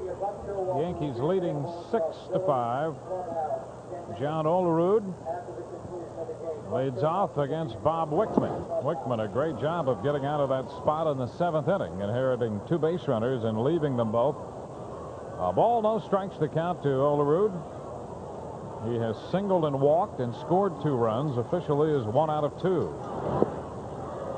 There's a strike on the edge. Wickman was in the game against Baltimore on Tuesday, pitched 2 1/3 and made 33 pitches in that one.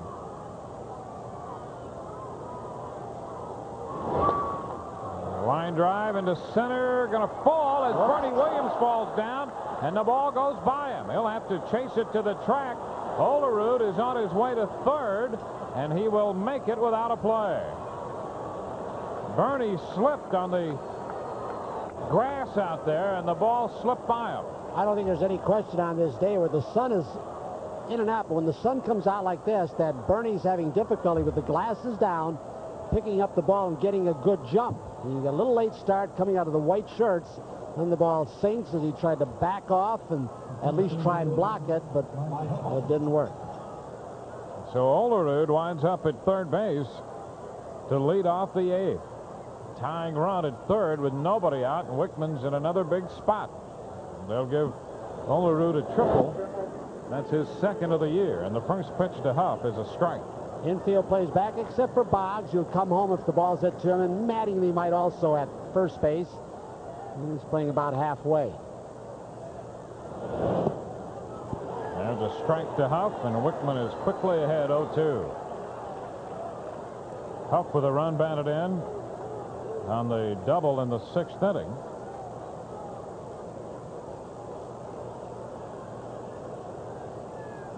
It's a part of the lineup where with Wickman's stuff, I mean, he can throw some balls in the mid-90s where, it'd be tough to pitch out of it, nobody else, but he does have the capability to pop guys up, strike guys out with a little slider that they can't tell coming up. Now the infield comes in. 1-2. And a foul ball bounced behind Nick Leyba. Once Wickman got Huff deep in the hole, 1 ball, 2 strike. Buck now brings the infield in. Figure that Huff will be more of a defensive batter.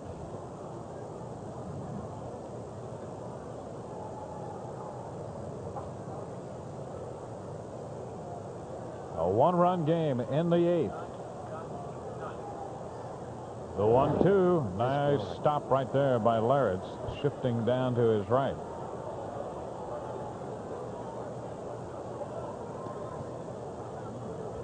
Jimmy sliding off to the right on the slider. Down to the knees and putting the glove right between the thighs so it can't sneak through.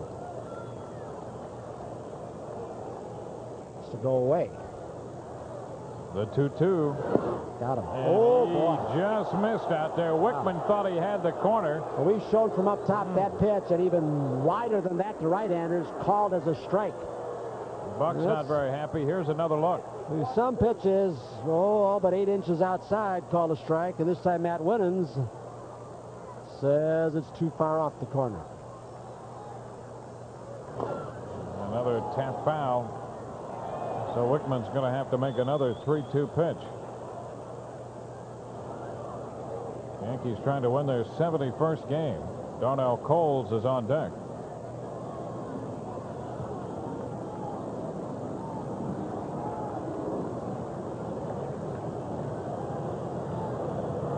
The 3-2 again to Huff. Ground ball. That's knocked down. Look at this. Gallego's going to throw him out. Pat Kelly deflected it. Gallego was there to make the play. And Olerud is still at third base. How about that? Wait, is that a 1-4-6-3? Did Wickman get a part of this? Watch Wickman. I don't think he touched it. Now look at Pat, just trying to keep it in the infield, and Mike very alertly picks it up. Olerud is frozen as with nobody out. Perry Ellis, look. Perry Ellis, you got yourself a good one right here. Pat Kelly tries to keep it in the infield. No outs. Olerud's not going anywhere. What a play. That is some play indeed. And here's Darnell Coles. Down to third fair. Shot by Boggs. The run will score. Fan grabs it, and into second base goes Coles. This game is tied at 6. After that great play, Coles jumped on the first pitch and doubles down the left field line, tying the game. That's his second run batted into this contest. Comes in with a sinker ball, and with Boggs up in front of the bag, no range at all. It's just hit too hard. So this is the part of the order that has not been all that effective this year, but it has been today. Everything in terms of the run production down in the order from the Blue Jays. There's a strike to Sprague, who opened the scoring with the triple, driving in 2. Coles has 2 runs batted in. Huff has 1. The other run scored on the throwing error by Luis Polonia. And it's second with 1 out. So the Blue Jays have the go-ahead run in scoring position, and the Yankee bullpen is busy. Scott Kamenicki down there with Rob Murphy. You know, we haven't heard officially, has Joe Osano been sent down, and Hernandez has not been activated, but that move could still be made. It sounded like they wanted to keep Osano pitching and give him work down at the AAA level. And but there's nothing been official that I know, unless it's coming after the game. Sprague takes this one low and outside. 1 ball, 1 strike. There's Joe.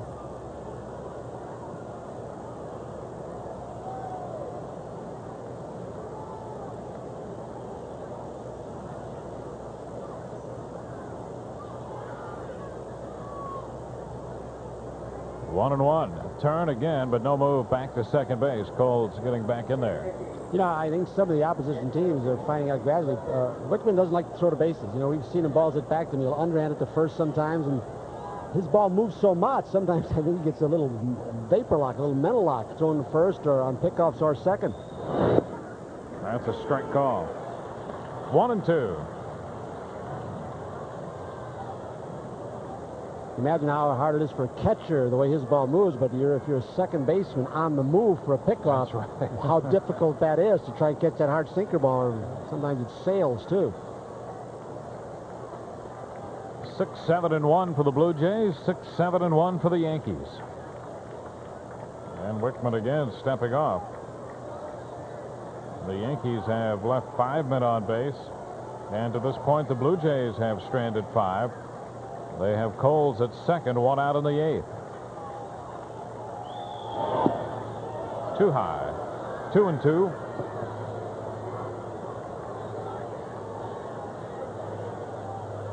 Kelly trying to keep Darnell's close. He's shaded a little bit more toward the bag. And the game tied at 6.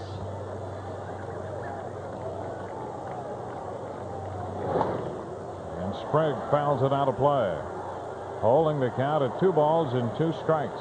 Well, there have been some great one-handed catches in the stands. There's another one on the upper deck.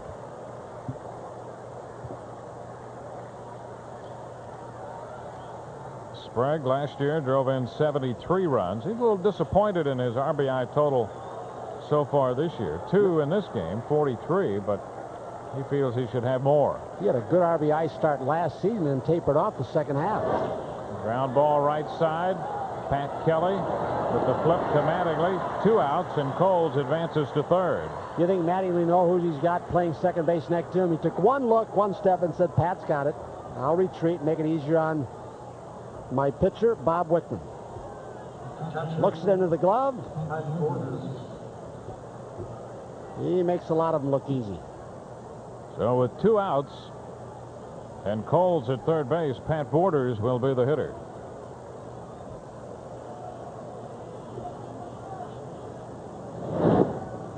Blocked by Larritz. 1 ball to no strikes.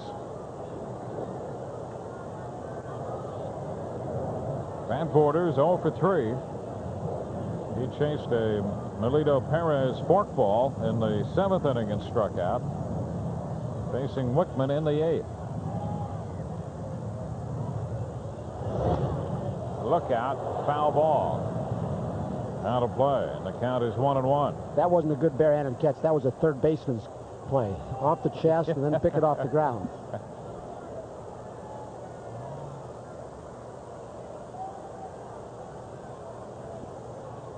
6-6 tie. Bouncer foul up the right side. Boy, Wickman, you can only imagine trying to hit against him with the kind of movement. And Borders has fouled off a couple pitches moving in on him here to fall behind 1-2 in the count in the 8th. When you were in track in high school, you ever put the shot? 14 or 16 pounds. That's probably feels like when you try and hit his sinker ball. From Wickman. He struck him out. Wickman strikes out Borders. 1 run, 2 hits. The lead run left at third. Bottom of the 8th coming from Yankee Stadium. Yankees 6 and the Blue Jays 6.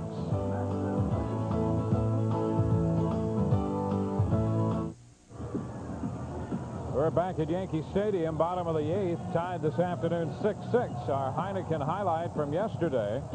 Final game of the series against Baltimore.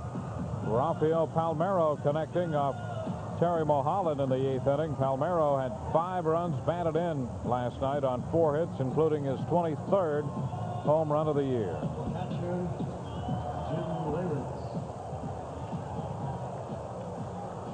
This afternoon, the Yankees and the Toronto Blue Jays opening what has been scheduled to be a 4-game series. Jimmy Larritz will open the bottom of the 8th inning, tied 6-6. Larritz entered the game when Mike Stanley left. Stanley took a foul ball off his right hand, and the x-rays were negative. Thank goodness. There's a ball, 1-0. Buck Showalter has Scott Kamenicki penciling against Dave Stewart for the Blue Jays tomorrow night, but Scott's been up in the bullpen a couple times today. 1-1 the count. Danny Cox on the mound for Toronto in relief of Pat Hinkin. We have Friday, Saturday, and Sunday's pitchers penciled in sand. That's Scott, who's spending the day down in the Yankee bullpen today. 2 balls, 1 strike to count.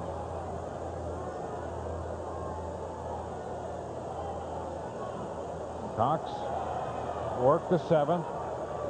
Left a man on. He's 2-1 with Larritz. Cox 1-1 on the year with a 172 earned run average. This is his 10th appearance. He's set 3 games to go with that victory. And picks up a strike as Larritz watched that one all the way in. 2-2.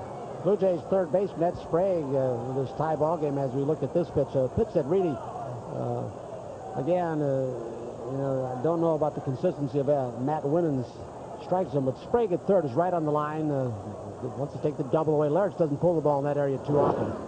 Ground ball, but hey, right there. How about to that? Him this time. And Sprague makes the throw to Olerud to get Jimmy Larritz. Off-speed pitch. He was way out in front, even though the ball was down and away. Fooled by it, and they have the defense positioned very properly. I believe Bob Baylor positioned some of the defense. Also, Nick Leyva, he works on that, and he had him right in a great spot. One out. Here's Bernie Williams. Percentage baseball that paid off that time. Bernie has a single and a run scored. That came in the 6th. And Cox throws a strike.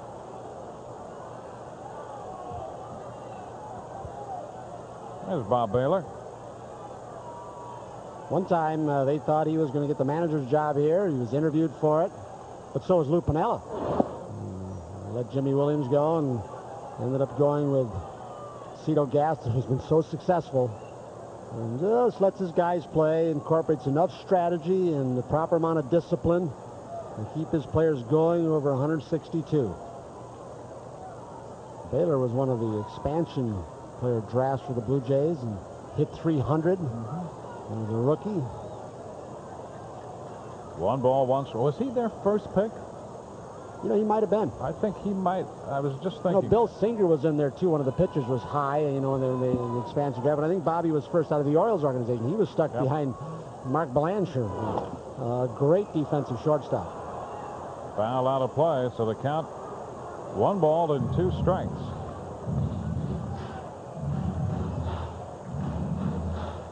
He went to Toronto and hit over 300 that first year.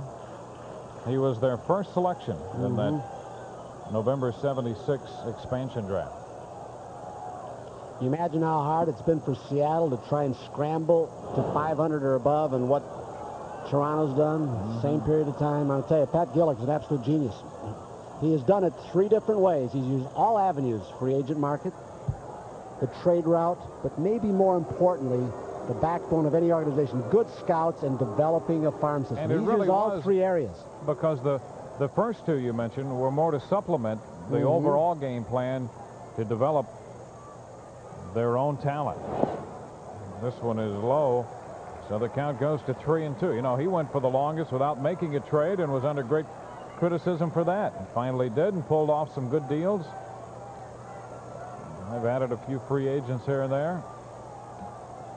Created a winning situation. They've struggled this year, but oh, what a stretch of winning in Toronto. 3-2, chopped to the right side. Cedeno at second to Olerud.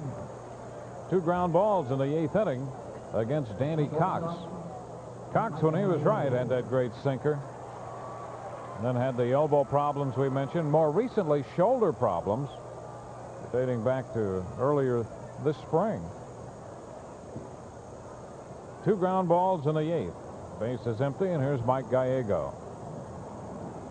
Mike is 0 for 2. He drew a base on balls his last time.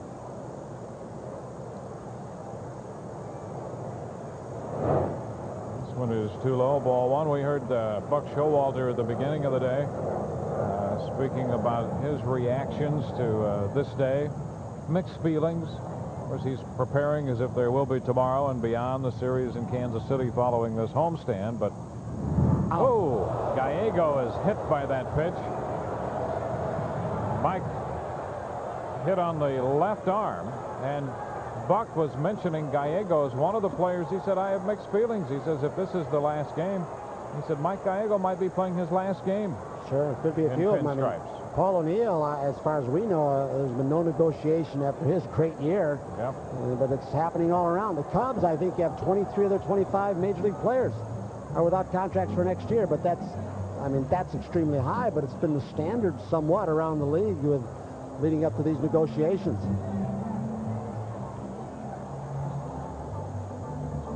So Mike Gallego hit by a pitch. The Yankees lost Mike Stanley from this game. Fortunately, the x-rays on Stanley's hand were negative, and boy, when he was hit, watching his reaction, I thought for sure that there might be at least a fracture in there, but the x-rays for Stanley were negative, and Mike Gallego hit by a pitch here in the 8th inning appears to be okay as Steve Donahue looks him over. You know, I think there's another thing. You know, when you look at Buck, Steve Howe now, not yet throwing, he's just about ready to start in case the Yankees take a lead and come in and try and close it out. But you find a lot of players who want to just stay in the ball game and don't want to get out. I mean, Mattingly, the plan was, you know, have a day off every 10 days or every week or so, and he plays almost every day, and a guy gets jolted like this, and Buck doesn't have to say anything. They want to stay in the ball game for Showalter. Now Pat Kelly.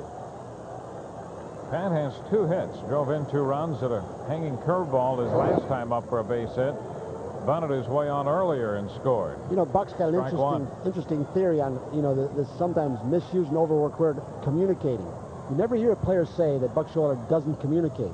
And Buck doesn't think communicating is going by and saying, hi, how you doing? He thinks it's got to be a meaningful conversation to really get inside a guy's head, and he wants the guy to get in his, so they have a really direct understanding of each other. He does sometimes, and he'll admit it. He said, maybe I shouldn't, but I let my heart dictate some things and emotions. He said, but I think it's important because of the feeling. Well, there's a role for that. Yeah, the feeling you have to have for Absolutely. your players and they for you. That's a big part of his success.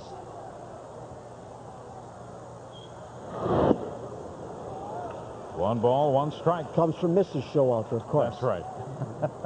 Mom Showalter. Yep. You're only saying that because you know she's got that satellite dish fired up, right? Yep. No, it's true. And Buck is great admiration, a great feel for family and the importance of that, and a great human touch, as well as running a baseball game and a club. Gallego, the base runner, aboard with 2 outs. Cox hit him. Kelly working against the Toronto right-hander. Blue Jays with a run at the top of the 8th to tie this game at 6.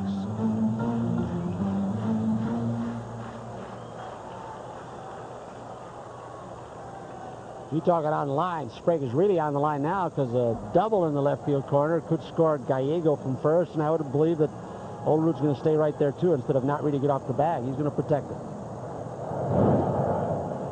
And a strike call. Well, Kelly didn't like that call. Puts him behind in the count. 1 ball and 2 strikes.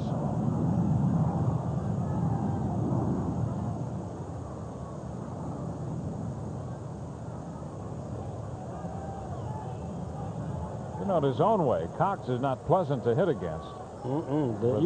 Yeah. Sinker, and he'll throw a little bit across his body at times. And this one popped up. Foul ball, and Olerud is under it. The Yankees are finished in the 8th inning. No runs, a hit batsman, a man left. We're headed into the 9th. Toronto 6 and the Yankees 6.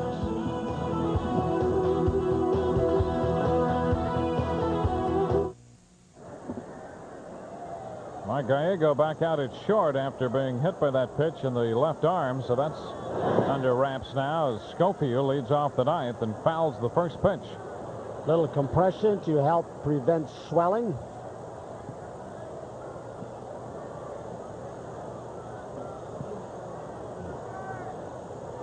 One strike to count to Schofield. Count is 1-1. Schofield's had a nice day in the leadoff spot. He hadn't scored any, but he's been on base 3 times with a steal, and those walks in the 5th and 7th, they don't lead directly to scoring, but they kind of turn the lineup around and help some of the other hitters down lower in the lineup get a crack. Forced Melito to throw a few more pitches than he perhaps wanted, was pushed out of the game. Wickman is ahead. A ball and 2 strikes now.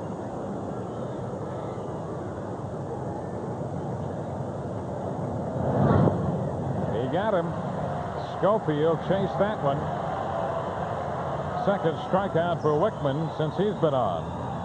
He got Borders to end the 8th, and Schofield to chase this one to open the 9th. I'll tell you, you get that sinker ball boring in on you. We saw that to Joe Carter where he hit him on the fist a couple of times, and you're looking inside. Look at the left, the first move. The left leg from that closed stance opens up. That's to protect against the sinker boring in, and then he gives him the other one, going the other way, the slider. Domingo Cedeno takes a strike on the outside edge. Cedeno, a late entry in the game in the place of Alomar in the 6th inning. 1 ball, 1 strike. Cedeno walked in the 7th. Walked on 4 pitches, and that was the last man Perez faced in this game. 2 balls and a strike.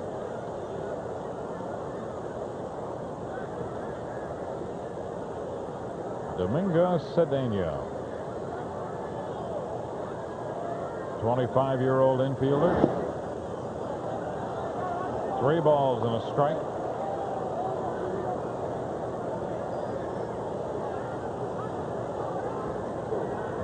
Ninth inning, all tied 6-6. Cedeno walks for the second straight time. 6 walks issued by Yankee pitching. That's something the Blue Jays have not done a lot of this year. They have not been a walking team. They're down 11th in the league in that department. .336 on base percentage, 40 points lower thereabouts than the Yankees. And it's one of the reasons the Yankees have more big innings than the Blue Jays. Here's Paul Molitor. More big innings than most.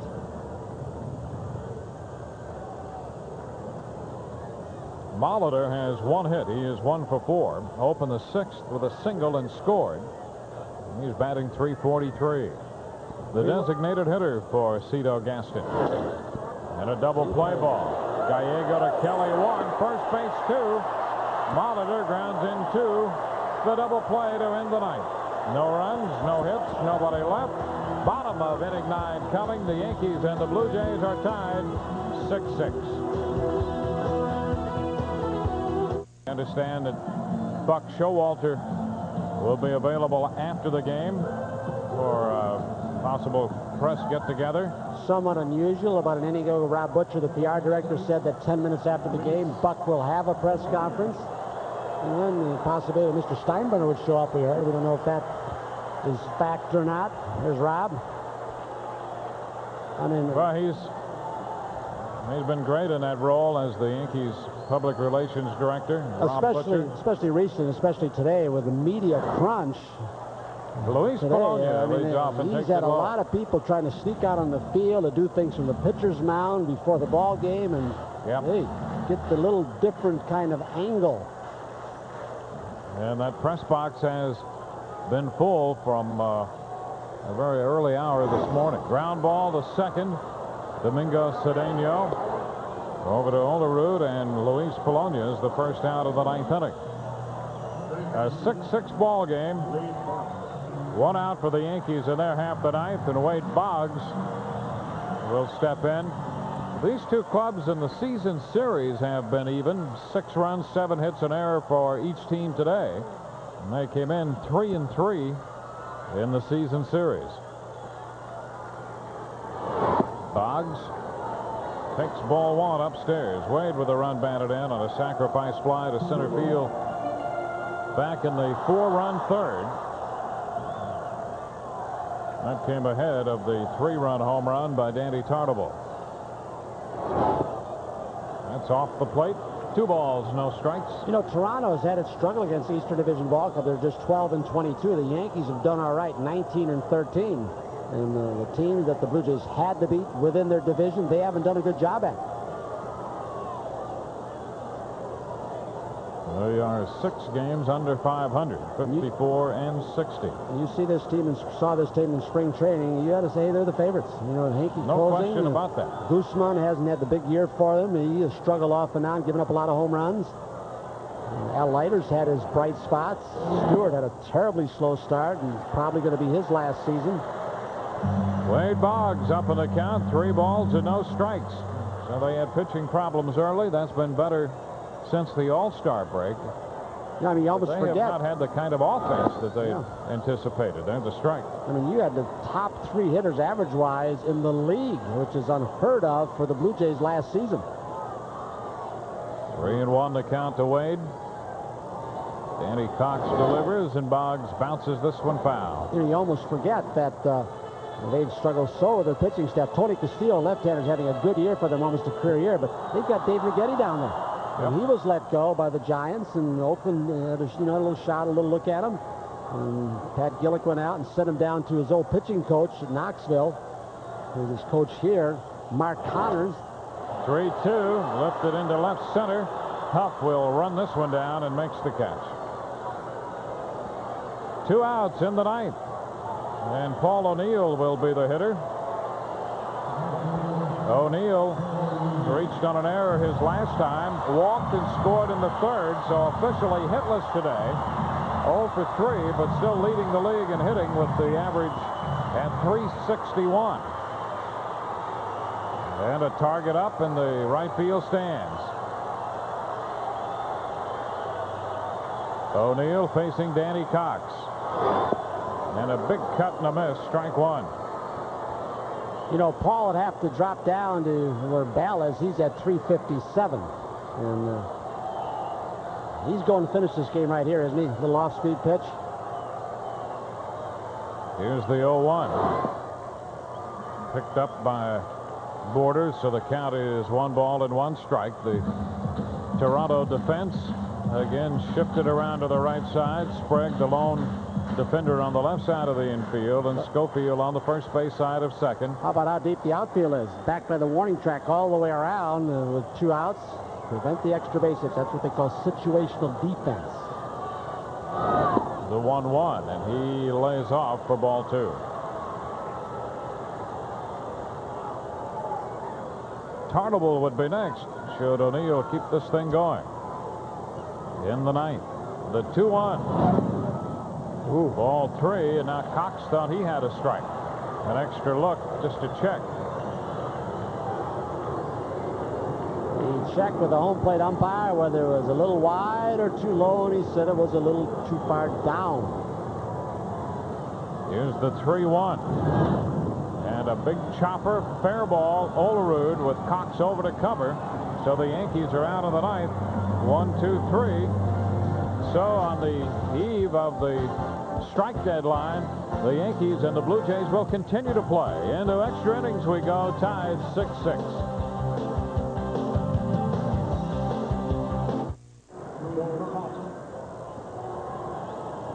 The Yankees and the Blue Jays move into extra innings, tied 6-6, and Joe Carter will open the 10th inning against Bob Wickman. They really handled him well today. They've really pumped him inside. Looks like they're going away on pitch 1, because the last time up, after they kept pounding him and he adjusted and hit that high fly ball to left center field on the pitch in. So he was adjusting the pitch, and now they're trying to change on him. Go away. And he singles into short right center. Got it over the head of Pat Kelly. So Carter's aboard. As Joe was running to first base, Wickman yelled something to him. I don't know, perhaps just that he had such a great pitch. And he did. A good sinker low and away, and out comes Buck.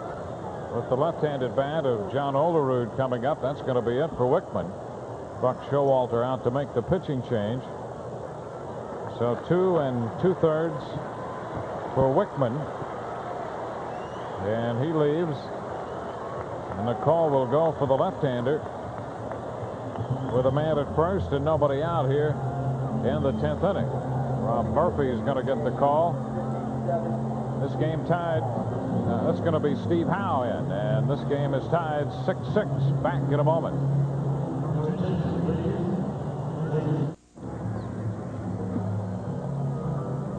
Tenth inning. Joe Carter is opened with a base hit. Bob Wickman removed in favor of Steve Howe. What a great job Howe has done. 40th appearance, 3-0, 15 saves, a 1.70 earned run average. Yeah, he's had almost a couple of months where he's been near perfect. He has allowed a couple of inherited runners to score, and Herbeck base hit, driving in 2 in Minnesota. But aside from that, the more work he's gotten, it seems like the better his control has been and the more his ball's moved. And he's really grabbed onto that closer's job. He inherits a base runner in the 10th. That'll look bunt. John Olerud at the plate. Joe Carter, the runner at first. Olerud has scored 3 runs, 3 of the 6 Toronto runs today. Doesn't mean he's going to bunt, but you sure got to be alert that he might. Just trying to Step back find out. that time by Howe. These are designed for somebody on the bench to try and pick something up, whether it's Clete Boyer, Buck Showalter, Billy Connors. See if they'll tip off.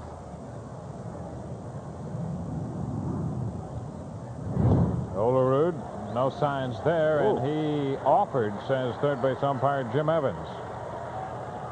Strike 1. John Olerud is going to get around in a hurry and try and pull the ball through the right side, and by trying to start his bat in the hips, he couldn't check it on the... Boy, did that ball run in on him? Some of the pitches that Howe and Wickman have made in terms of movement and running in to hitters have been tough pitches. Foul, out of play. 2 strikes.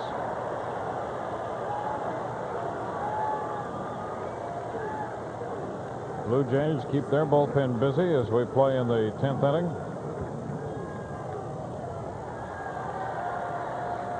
That's Darren Hall, their closer, and Woody Williams, who's been pitching very well after a slow start. Hall's become their closer. 0-2 the count to Olerud. Strike call. Howe threaded the needle on the outside corner and gets Olerud looking. You wonder how much, Dwayne, that first pitch in the series, way inside where he couldn't check his swing, had to do with him giving the outside part of the plate where he did. He makes a perfect pitch on the edge, or at least near it. That's the first out in the 10th. Here's Mike Huff. Huff's been on base a couple times, drove in a run with a 2-base hit in the 6th. He bunts foul straight back behind the plate umpire. 1 strike. Got to remember, too, Joe Carter's 11 for 11 in steals this year, and this is not, as you said, the kind of base stealing team you would expect with the numbers at this point. But Joe is one of those sneaky stealers. Now, you know, one time he was the 30 stolen base man, in spite of his power, too. He's curtailed that a little bit, but he kind of sneaks off on you when you're not paying attention.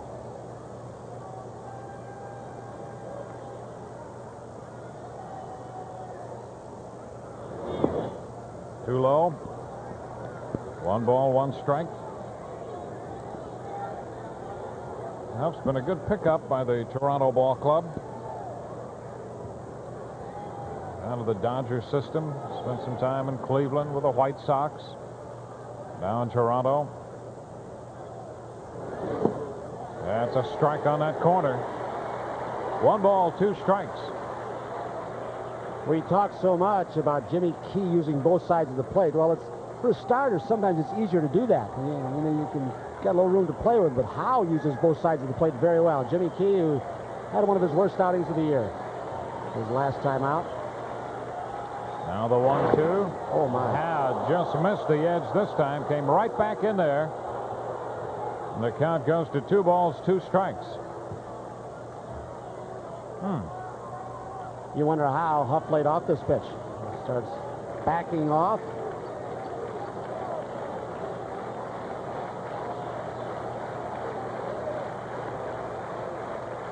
Check to the runner.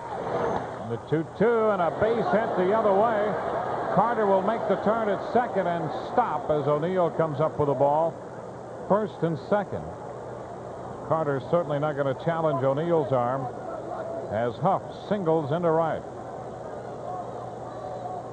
This troublesome part of the order. You talk about inside outing, and how's that? It's the pitch that Howe probably wanted to make.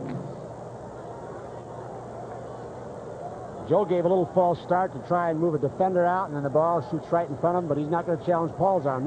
You see very few guys go first to third unless it's slow hit in this stadium. You know, you're taking a chance because it is so close, and the good arms out there also. Here's Darnell Coles. First and second, 1 out.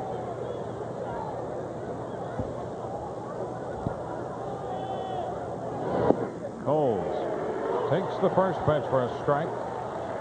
He has 2 runs batted in. 15 on the year for Coles. Getting the start in left field for Cito Gaston's Blue Jays today. Batting in the 10th with 2 men on and 1 out. Time called by Coles. You start thinking of pinch hitters down in the order for the Blue Jays, but Cito doesn't have a whole lot of people to work with on his bench. With Devon White injured, I guess he could pinch hit. Domingo Cedeno already replaced Alomar at second base earlier in the game. He's got Randy Knorr, Rob Butler, left-handed hitter. Coles pops it up. That's foul and will go out of play. And that's something that the Blue Jays just haven't done under Cito Gaston much at all. He's had a, through the years there, a pretty set lineup. It's been a little different at times this year because of some injuries, but still, they don't go to the bench that often. Cito's had a lot of his troop, those 2 World Championship years, play a lot of innings. The 2-strike pitch. Fly ball into center. Bernie Williams is there.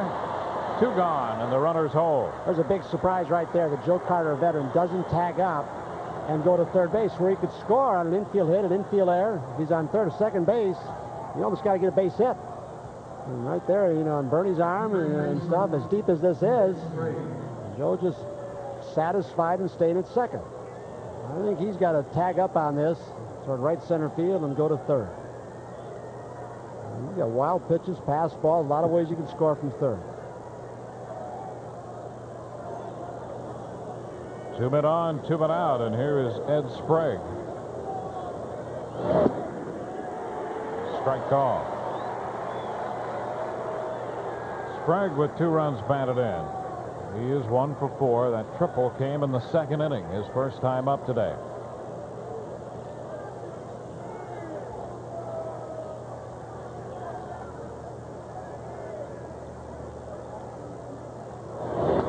And a shot right back at Hal. Line drive, and Hal caught it to retire the side into 10th.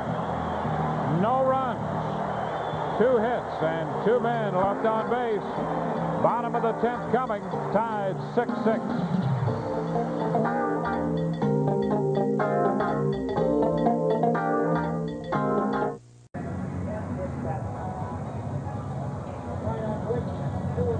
Bottom of the 10th coming, the Yankees tied 6-6 with the Toronto Blue Jays, and Woody Williams, who's 1-3 overall, but has pitched very well since being recalled from the minor leagues, on for the 38th time and earned an average of .377. Danny Tartabull will be the first man to face Woody Williams. Tartabull has driven in 3 of the Yankee runs, connecting for a home run back in the 3rd. His 19th of the year. So Danny leads off the bottom of the 10th inning in this 6-6 ball game. The first pitch from Williams is a strike. You're right. Since being recalled from their AAA Syracuse Farm Club in the middle of June, he's done a heck of a job. ERA below 2. Not overpowering. He'll throw that slider and spot the fastball. There's a little cutter. That one moving away from Tartabull as he was pulling off the pitch, and Danny's behind on the count, 2 strikes. Mattingly will follow. Williams tries to widen that plate a little bit. Missed out there, 1-2.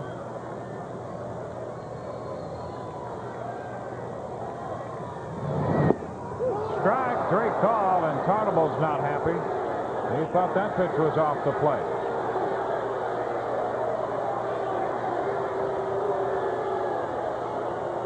And Tartabull called out on strikes.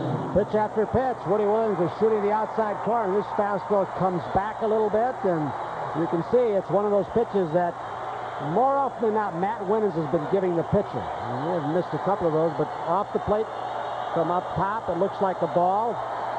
Now, and Danny, you're right.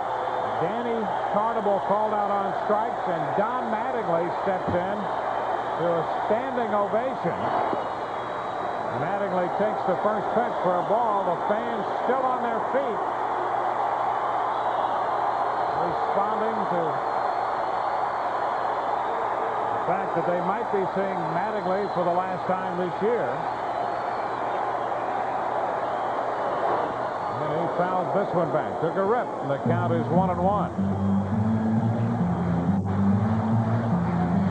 Bottom of the 10th, tied 1-1. Bunch of the stories in the paper this morning, Mattingly pointing out that they might have been a little more dramatic than he thought they would be about the possibility of him not playing again if the work stoppage is prolonged into next year, into the season.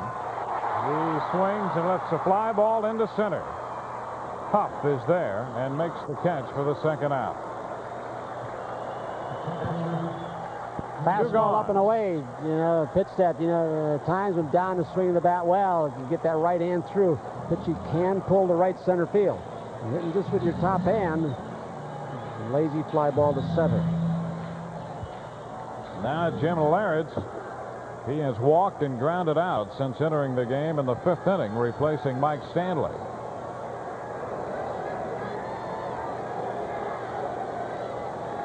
Jimmy hitting .266. And the pitch is a strike.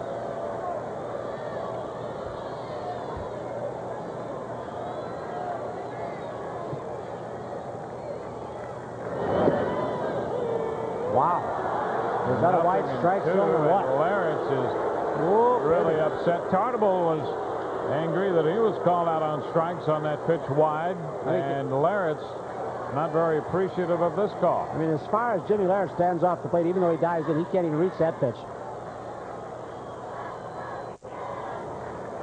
He goes out farther. Williams, absolutely. He's going to take it out a little bit wider just to see. I don't blame Pat Borders for that. 1 ball, 2 strikes. Out there again. 2-2 the count. He didn't like to waste that at bat in the tie ball game. Extra innings, or have it wasted for him. That's what he thinks. The 2-2, ball 3. So the count is full. Base is empty, 2 outs, bottom of the 10th. Here it is, 3-2 and a tap foul.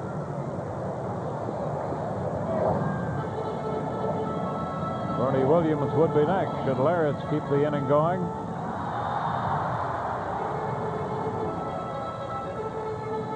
One of Jimmy's home runs, one of his 17 coming off Toronto pitching. He connected off Dave Stewart. The 3-2 again, and he strikes out. Woody Williams takes care of Larritz, and the Yankees are gone 1-2-3 in the 10th. On to inning 11, tied 6-6.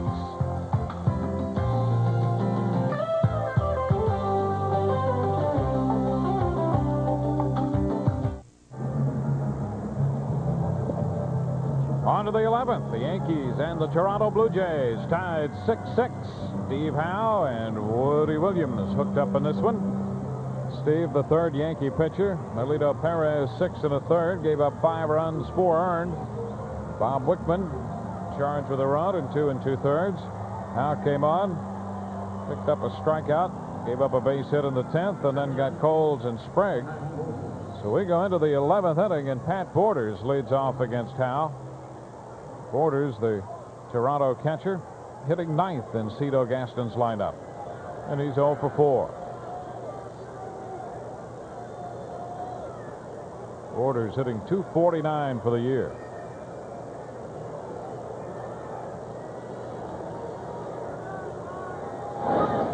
And fouls this one outside of first, down in front of Bob Baylor. Say, the way Steve Howe's ball moves, and he's got that one that tails away like that, sometimes a good sinker, and then he can cut the ball in. He's a hard guy to get the ball in the fat part of the bat. Natural tail. Coming in. And a little too close. I mean, how good is this control? You see where Larritz sets up. He's in the area. Although he did have to make a pretty good play to finish off that 10th, didn't he? Yes, he did. Those reflexes are still there for him. 1-1, lifted into center, but Bernie Williams is there and makes the catch. 1 out here in the 11th inning. Now we'll swing to the top of the batting order. Howe will face Dick Schofield, who's been on base 3 times with a single and 2 walks. They thought last year that Schofield might not come back and play. In fact, I don't think he fit in their plans when he had that shattered wrist, long rehab, and some of the other people didn't. You know, they let Tony Fernandez go. He's played some third base for Cincinnati now and done a pretty good job. And kid shortstop didn't make it. He's been playing a lot. Schofield takes the first pitch down and in. They had another young prospect, Eddie Zosky, a #1 choice a few years ago, who didn't pan out, still banging around their minor league system. So they go out and get Schofield for insurance. He's getting a lot of playing time. Foul ball into the seats.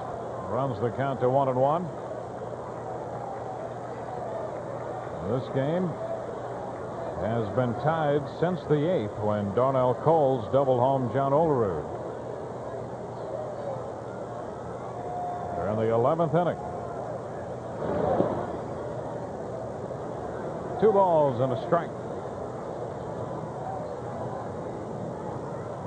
The Yankees this year in extra inning games have won 7 and dropped 3. High fly ball, not too deep to right. And Paul O'Neill makes the catch. 2 outs. Another case where, as a hitter, you think you're right on that fastball, and it tails off to the end of your bat. Late movement. So the bases are empty as Domingo Cedeno bats against Steve Howe. Blue Jays are 2 and 6 in extra innings.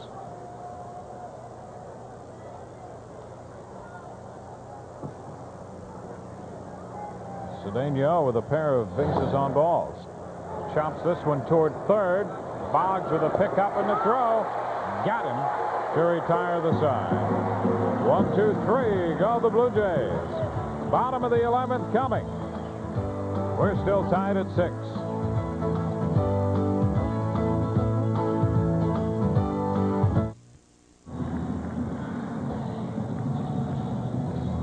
Bottom of the 11th inning. The Yankees tied 6-6. Bernie Williams will lead off against Woody Williams, who retired the Yankees in order in the 10th inning and picked up 2 strikeouts. Williams hasn't given up a run, Woody Williams that is, in his last 14 2/3 innings. And Bernie will step in here leading off the Yankee 11th inning. A base hit in the 6th and a run scored for Bernie. He's hitting .291. Swings through this one. Woody Williams. You wonder, Dwayne, if there was any sense of urgency, and said I wouldn't talk about it. When Don Fehr left the ballpark, he apparently was doing an interview with the Canadian broadcaster Buck Martinez, who works there, who was a player's rep for the Blue Jays before he retired, and apparently he was called out of that somewhat hurriedly, out of that, and hopefully there's some negotiations going on. There's Buck Martinez. Don went on with him up in Canada in the telecast, and then left rather hurriedly. I thought maybe he'd want to talk to the players and inform them after the ball game, but he isn't around to do that, as far as we understand. There's a foul ball out of play, so the count is still 2 strikes. 11th hour negotiations sometimes can be very important when the economic pressures get a little bit heavier. It seems unlikely, but there's always that hope. And we'll bring you up to date on our post-game report. As soon as this one's over, report the latest. Here's the 0-2 upstairs from Woody Williams. Well, Woody Williams sure, at this point, looks like he knows how to get ahead of hitters in a hurry and then try and finish them off. On deck, Mike Gallego.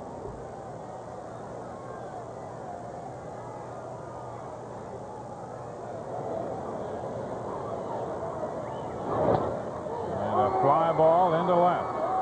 Coles is there waiting. And Bernie is the first out in the 11th inning for the Yankees. There are some powerful left-handed bats on the bench for Buck Showalter if he elects to pinch hit for the 8th and 9th. He's not going to hit for Gallego, obviously, now as he steps in. But Noakes and Boston are there from the left side. So Gallego, who was hit by a pitch his last time, Danny Cox hit him. He's also walked today. There's Darrell Boston on deck, one of those left-handed bats of which you speak. Boston and Noakes, Velarde and Gerald Williams from the right side. Left on the Yankee bench, Pat Kelly on deck. 1 strike to count to Mike Gallego, who swings through this one. Well, Williams has tuned it up a bit from the last time we saw him. Very aggressive in the strike zone, jumping ahead of guys. 0-2 the count. Upstairs.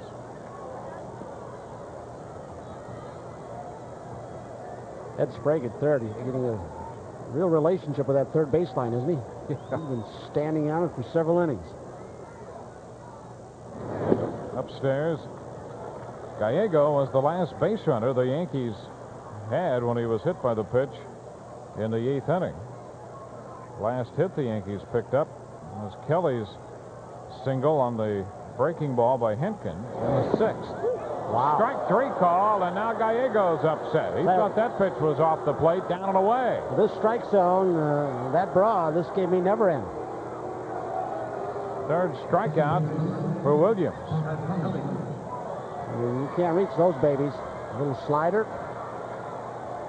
And boy, he's trying to work it, isn't he? He's taking advantage of the widened strike zone. Interesting thing when you see a catch like Border just jerk it in a few inches. You know, if you're an umpire, you wonder if there was a strike, why'd he jerk it in? Missed it. Pat Kelly was jammed, and Olerud trying to come up with it. Short hop the ball in the coaching box down the first base side. Strike one.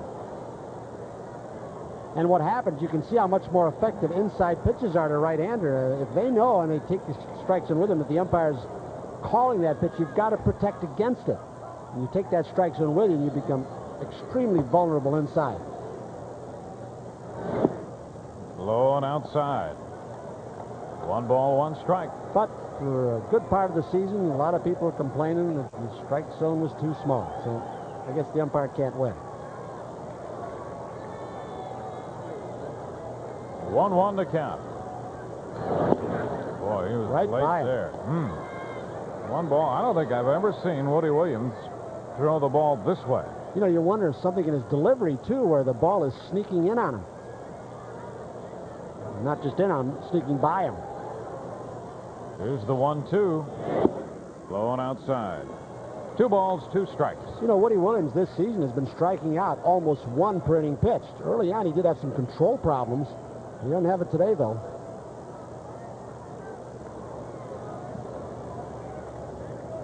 Here's the 2-2. And he strikes out Pat Kelly. That's 4 strikeouts in 2 innings for Woody Williams. 1, 2, 3 go the Yankees, and we're headed into inning 12. 6-6 tie.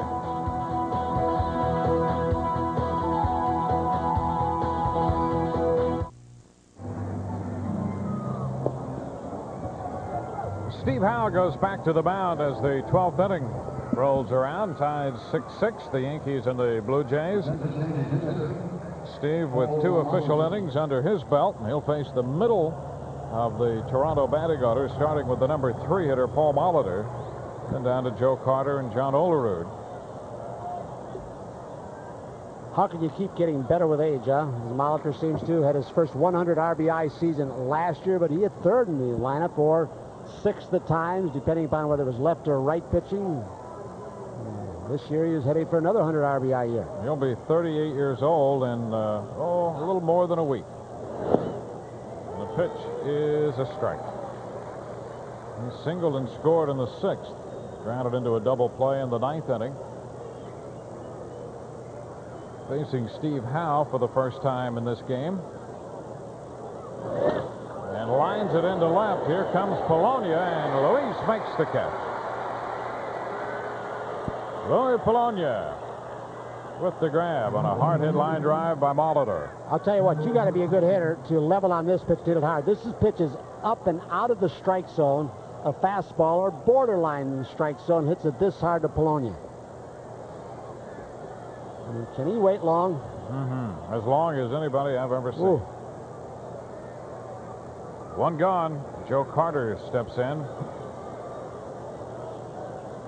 See if Howe tries to pop him. And the last time Wickman changed the pattern and went away, they're going to stay away. Carter hits this one a long way, but it's going to be foul. Oh, it's fair. He hit the foul pole. Yeah. I thought that ball was going to hook foul, and it stayed fair and hits the foul pole. So Joe Carter, with his 27th home run, has broken this tie, and it's 7-6 Toronto. You know, there are only a few hitters who can take, and I believe that pitch was inside, and you talked about expecting it to hook. I did too. But some hitters, Canseco's one, Mattingly in his prime was that way, and there are a few others who can take a pitch off the plate in and keep it fair. Well, I just didn't think there's any way I didn't keep that ball fair. But when you hear the expression staying inside the ball, that's what that means. Now, this has got a little bit more of the plate than I thought. But again, it doesn't have any hook. It's just got that great straight underspin like Henry Aaron had him. He was another one, could do it better than anybody. I mean, he proved it year after year. There it is. Hit the pole. Had no hook to it whatsoever. It was just as true as a beeline. Olerud, the 1-strike pitch, and a base hit into center. So the Blue Jays follow up the Carter home run with a base hit from Olerud. Here's that Carter home run swing. You know, a guy who really top hands the ball usually puts that rotation on it, makes it hook. Not the case with Joe Carter off the foul pole. So it's 7-6 Toronto. He's always been a big hitting player, hasn't he, with a bat in his hand? Yeah. I mean, he's been a pretty good outfielder, a good base runner, base stealer. We're going to see Osanyo. He's been warming up down there. Mike Huff is due. Billy Connors out there. Molitor hit the ball hard on a line. There's Osanyo on the bullpen. Polonia caught the ball that Molitor hit, but on the first pitch, Carter hit one down the left field line and hit the pole for a home run. Well, you know, we've seen a few balls hit hard. The ball that Sprague hit to end the 10, it's been unusual for Steve because they haven't hit him very hard. Line drive to end that inning with 2 on. Line drive by Borders to center field, leading off the 11th. Line drive by Molitor in the first, and a home run, another line drive. So Steve comes out there trying to spot the ball, but not perhaps with his best stuff. Now Mike Huff. You know, he's been under a lot of stress, Ball too. I don't mean on the field stress, but he's a player rep. He attended the meetings yesterday. Apparently was very vocal. Yeah, Hal and he's been asked Paul for a lot of Gibson. interviews. Yeah. The two of them have been kind of dividing that role. Huff, fly ball into center field. And Bernie Williams makes the catch for the second out. You know, there's a great deal for the players rep to do to keep his contingency, which is his team, informed as far as when the conditions are going to change, if they are, what the plans are going to be, so they can be in constant touch. And when you're going to have some players, when this hits, some of whom may be heading out of the country, and if, as a lot of people hope, it is short, you want to get them back as soon as possible. And Steve's had to handle a lot of that stuff by himself. It's only the second home run Hal's given up this year. The other one was to Albert Bell. So Bell and Carter have hit the home runs off Steve Howe this year. Yeah, over 19 appearances before that home run. The only run scored off Howe, charged to him, was Bell's home run. Cole sends a fly ball into center field. Bernie's there to make this catch, and that retires the side. 1 run on 2 hits. The big blow, the home run by Joe Carter, his 27th of the year, and that, for the moment, has broken the tie. We go to the bottom of the 12th. 7-6 Toronto.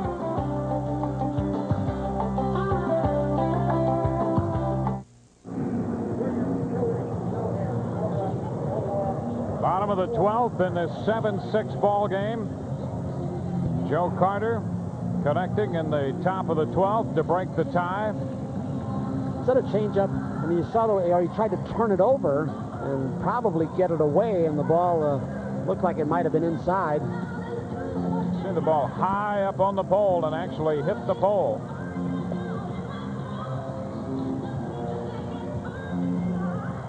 Carter watching that one go. He's not sure either until right about now.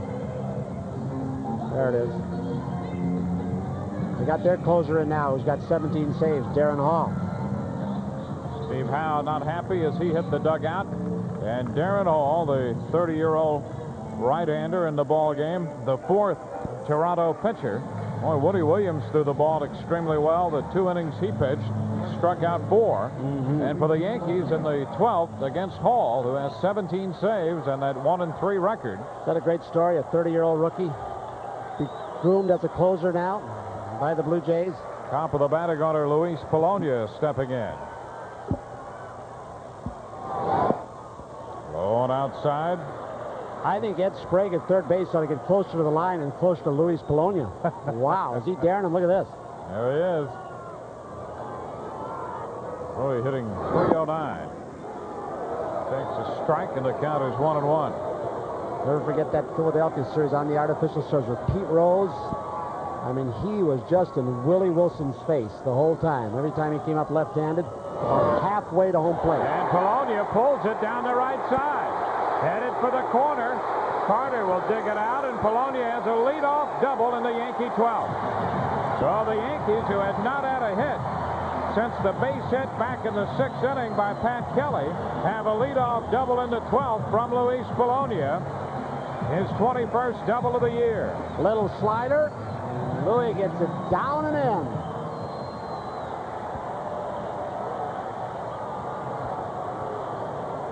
Now Wade Boggs is due up here as Borders goes out to talk with his right-hander Hall. 3 cracks to drive in.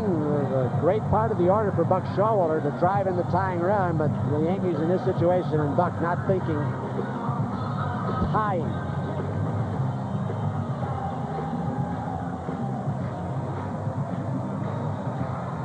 Wade Boggs drove in a run with the fly ball to center. That came in the third. He also has a double on the day.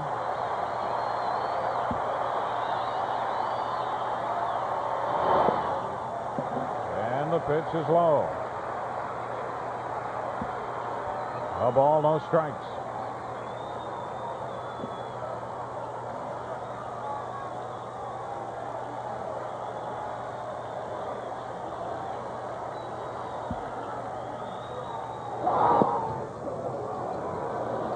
Strike. It's 1-1. Fans here very grateful as Castillo gets up, the left-hander, and Mike Timlin. Fans grateful to get a little extra baseball, at least for today.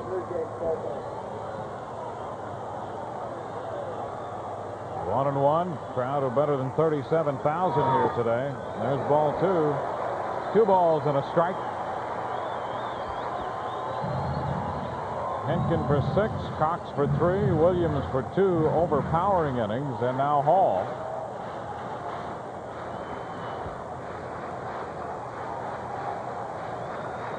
The 2-1. That's ball 3. Dug out by Pat Borders. 3-1 the count to Wade Boggs. On deck, Paul O'Neill. Darren Hall appears to have a very hard sinker, but against a disciplined team like the Yankees, the sinker's most effective from the knees down. A lot of these hitters, Boggs particularly, he won't swing at those out of the zone. Here's the 3-1. And a big chop up the middle. Schofield throw not in time. First and third. Schofield came up with it and then could only get the lob away. Nowhere near in time at first base. Polonia goes to third, and the Yankees will have men at first and third with nobody out. You'll find that Domingo Cedeno was planted, ready to take it with 2 hands and throw it, and when Schofield caught in front of him, it's just instinct. I mean, he had a play, but he couldn't get a grip on the ball. Wade hustling out of the box, puts a little more pressure, and he just can't get a grip. So the Yankees have men at first and third. That's a base hit for Boggs. You can see that ball come off the side of the hand of Schofield. Just kind of float to first base. Now, Paul O'Neill steps in, hitting .360. And the pitch is outside, ball 1. So the Yankees come battling right back in the bottom of the 12th. And another good thing we've seen about this Yankee lineup is that they don't get over anxious late in the ball game and try and do it all themselves. Paul O'Neill getting ahead in the count, as did Wade Boggs. He took a rip and fouled it back. 1-1. The Wade Boggs influence, that's Polonia in third, but the Wade Boggs influence really is immeasurable on this team. We've said it a million times already, but it's one of those things as you watch his approach, it has certainly been catching.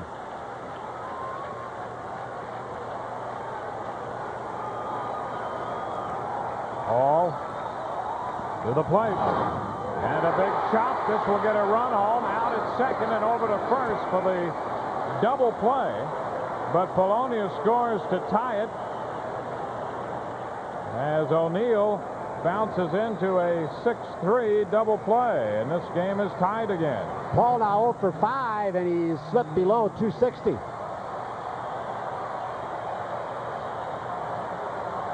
360, excuse me. He went after a sinker ball and couldn't get it off the ground.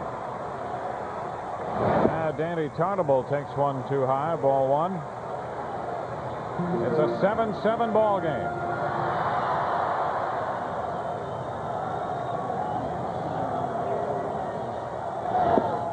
Upstairs, 2 balls, no strikes. You think with the possibility of a shortened season, I don't know what batting title is going to meet if the season is shorter. Rob Butcher upstairs keeping some math for Buck Showalter on Paul O'Neill. Well, I don't know. Danny pulling off this one. I mean, some have said that any kind of awards this year would be tainted. I think Matt Williams even said that with his 43 home runs if the season is shut off. Jimmy Key had indicated a little bit about the Cy Young Award maybe being tainted if he should be elected to it and the season isn't finished. 2 balls, 2 strikes with a foul ball. There's Jimmy Key. Jimmy dropping his 4th decision of the year last night. He currently sits there 17-4. 2-2 the count. Here it is. Ball 3. So a full count, and should Tarnable reach, Mattingly would get a chance to bat. Don is on deck.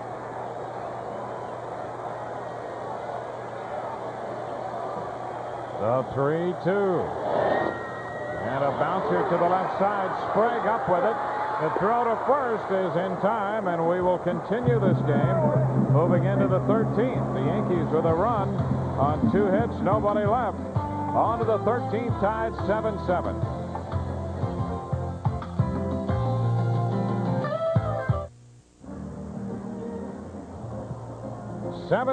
As we go into the 13th inning. From Yankee Stadium, Joe Asandio will take over for the Yankees. Following Steve Howe, Asandio becomes the 4th Yankee pitcher. 2-0 on for the 13th time. You know, I think like Bob Wickman, Joe Asandio has shown that you can bring him back day after day, sometimes 3-4 days in a row. His arm is that resilient, and that's always good for a manager to know that he can do that with his bullpen. Of course, the other part of that equation is that Buck has really learned, I think, more this year than in the past. And his old buddy in the minor leagues, Russ Monkmeyer, who was one of his tutors down there, taught him about handling a bullpen. He's doing it on a major league level, not burning pitchers out in the bullpen before they come in. Another part of his growing process. And in the 13th, Ed Sprague leads off for Toronto. Sprague, then Borders, and Schofield.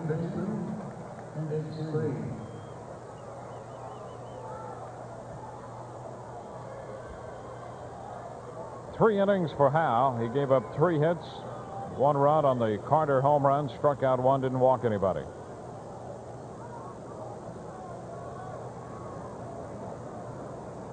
Sprague batting .238.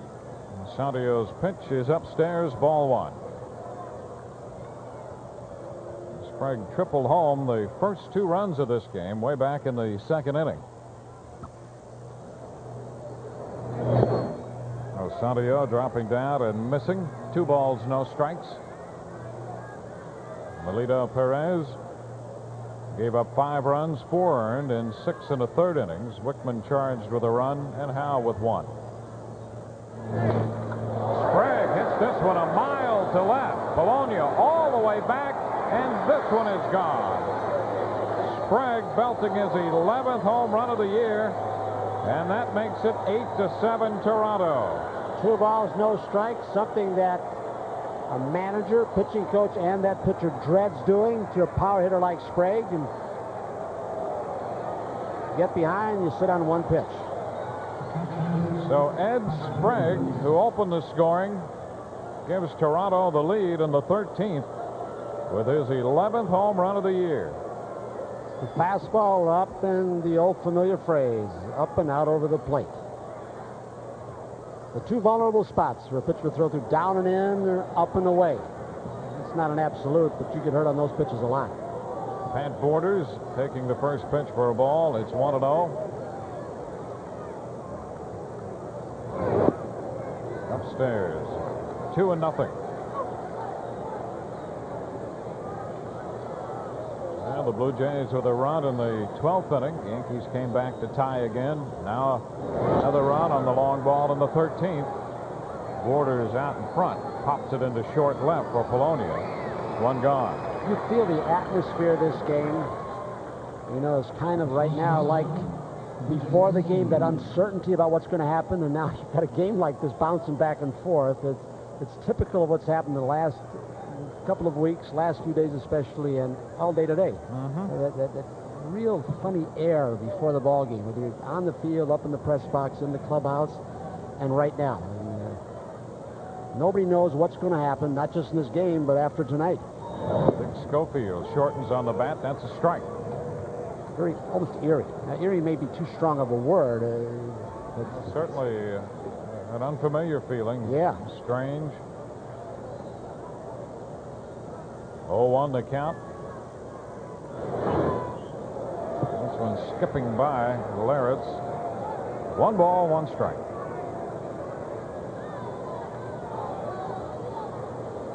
Sandio, the 4th Yankee pitcher. Joe worked 2/3 of an inning last night against Baltimore, ultimately charged with 3 runs on 3 hits. He's ahead of Schofield. 1 ball, 2 strikes.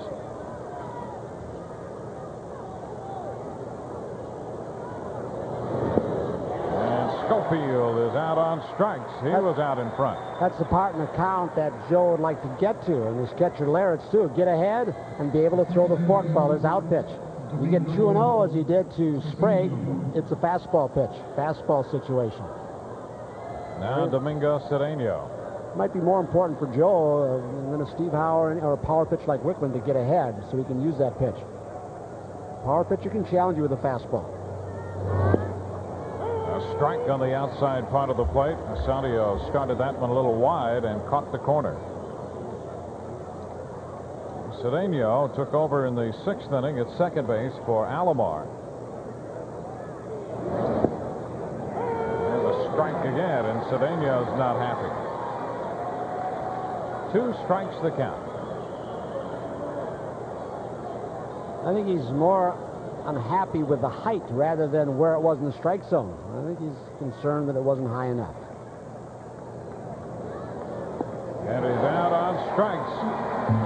Sandio made quick work of Cedeno. 1 run on the home run by Sprague. Nobody left. We'll go into the bottom of the 13th. 8-7 Toronto.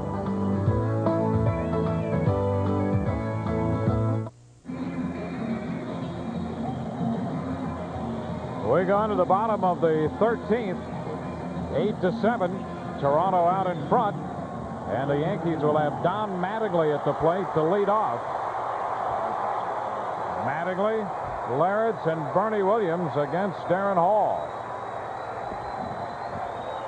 So the Yankees, who came back last inning, again find themselves down by a run as they open the 13th. Mattingly taking the first pitch too low for ball.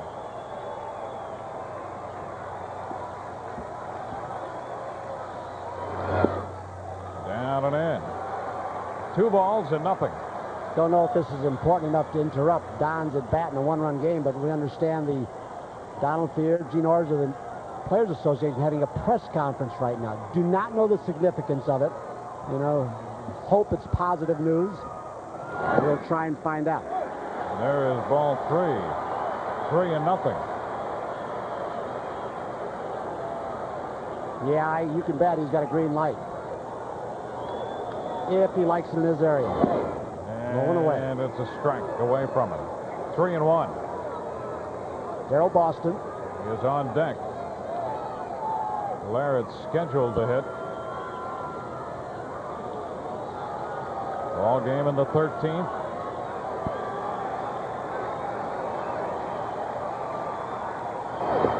And there's ball 4. So a leadoff walk. Mattingly's aboard, and now Darrell Boston will hit for Larritz. That's the first walk given up by the Toronto bullpen. Hinkin walked 3. Darrell's 5 for 24 as a pinch hitter. A couple of home runs. And he had some important big hits earlier in the season. Pinch hitting. He's also got 6 runs batted in as Galen Cisco goes to the bullpen phone.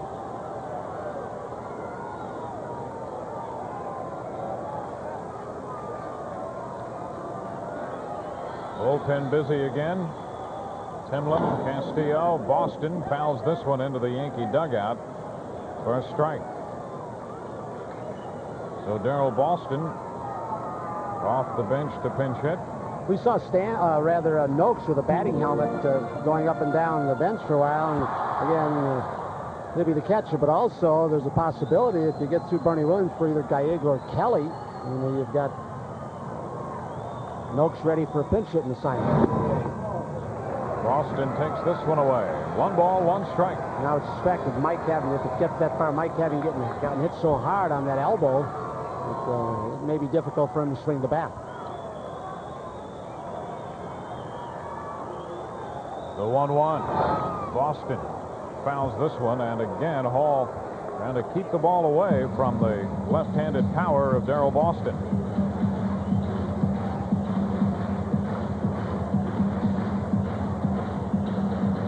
Buck Showalter looking on. Yankees had a couple hits off Hall in the 12th inning. Now a walk here in the 13th to open it. Boston behind Hall. 1 ball, 2 strikes. Very close for ball 2. He's been shooting that outside corner with that sinker ball to the left-handers, and it's the kind of pitch that Darren Hall looks like he needs.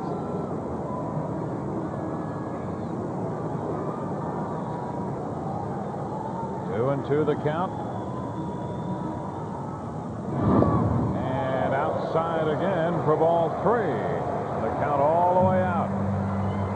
He is trying to be very fine to the left-handed hitters with that short porch. Now he will be coming a little more to the center of the plate.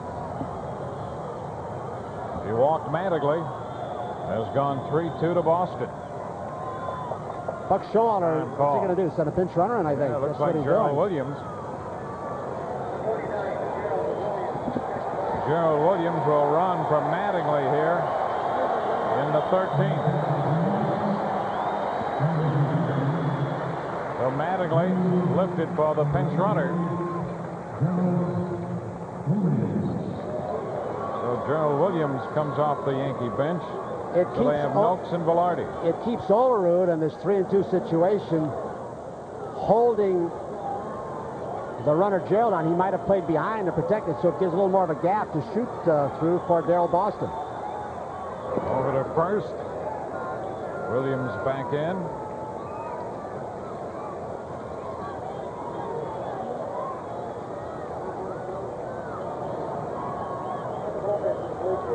Hall straddling the rubber for a time, looking over there. Now he's ready. There goes Gerald Williams, and the pitch is foul. A bouncer over the Yankee dugout.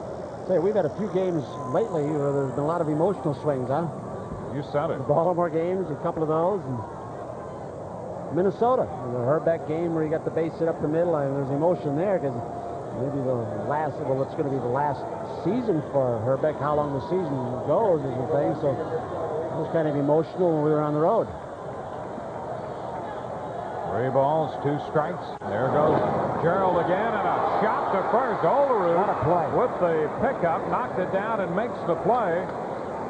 Gerald Williams arrived safely at second. He was breaking with a pitch as Boston hit the ball sharply, and Olerud made a nice play to knock it down and get the out at first. Well, it's a time where if the strategy that Buck was thinking about to keep Olerud there, to keep the hole open, almost works. I mean, he made a terrific play on a very hard hit ball to even get the glove on it. Well, he came off the bag aggressively to protect the gap. 1 on, 1 out. And now Bernie Williams will bat with Gerald at second. Yankees are trailing 8-7 in the 13th inning.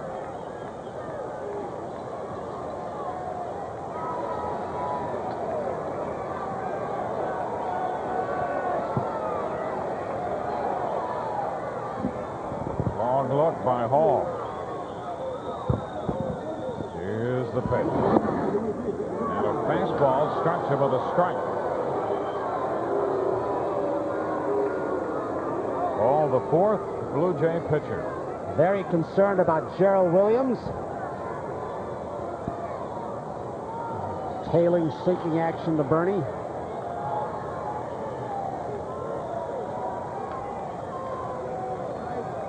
Now the 0-1. Bernie takes this one down and in. 1 ball, 1 strike. That's action in the bullpen. Is that Dave Righetti? Yeah, I think it's Yep, Dave. Dave Righetti. How about the irony of this? Brilliant career here with the Yankees, a no-hitter for this ball club. Banged around. Chance to come in this ball game. That's Timlin, the right-hander. Wow, what a And play. a strike. That one started wide and caught the strike zone. 1 ball, 2 strikes. Backdoor breaking balls, it looked like it had plenty. I mean, it's just a terrific pitch to throw with having busted him inside, and the sinker ball came back.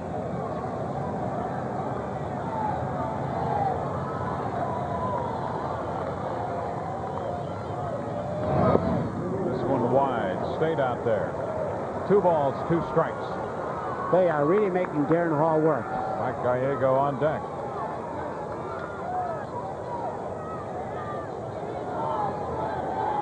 Gerald Williams came on as a pinch runner for Mattingly. Bernie at the plate. And the 2-2 struck him out. The slider, take something off, a breaking pitch. Was out in front. Bernie out on strikes. That's the first strikeout for Hall.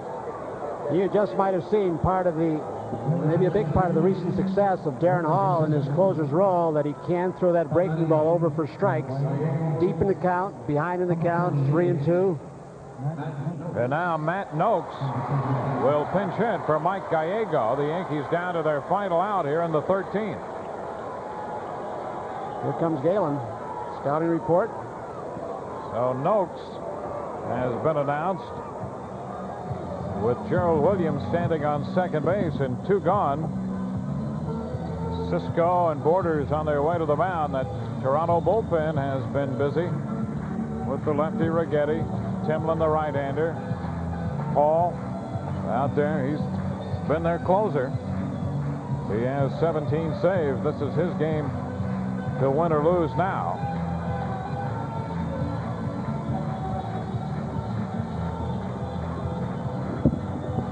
So they go over Noakes. Dwayne, we did. Hall stays in there. Excuse me. We did check with the Players Association office. Gene Orza, one of the counsel, said there was no official press conference. Just talking to a couple of writers over the telephone, and there have been no new developments. Okay. No more and more. It appears that there will be the work stoppage. Now Noakes. Matt hitting .295 with 7 home runs. Making one big swing. And he sends a high drive deep to center. Huff is back. He has room, and he makes the catch. What a try. To end this one. Noakes put one big swing on it. Skies out to center, and this game is over. In 13 innings, the Toronto Blue Jays have beaten the Yankees this afternoon 8-7. The Yankees leave a man on in the 13th, and this one is all over. A 13-inning contest, 8-7 the final. Toronto over the Yankees. So the Yankees now 70-43 for the year, and we'll wait and see if they truly will be that for the 1994 season, or if a work stoppage can be avoided, and if not, how short or how long that might be, and what will happen with the rest of the 1994 season. Matt Noakes jumped on the first pitch, hit it a long way to center, but Huff had room. And because Darren Hall kept that in such a good spot, down where Matt likes it, but down and away where he couldn't pull the ball. But he certainly almost gave the Yankee bench a thrill, the Yankee fans a thrill, and a little scare the Blue Jays and Darren Hall. All before 37,000 plus at Yankee Stadium, and the Blue Jays win in 13, 8-7. We'll be back in a moment.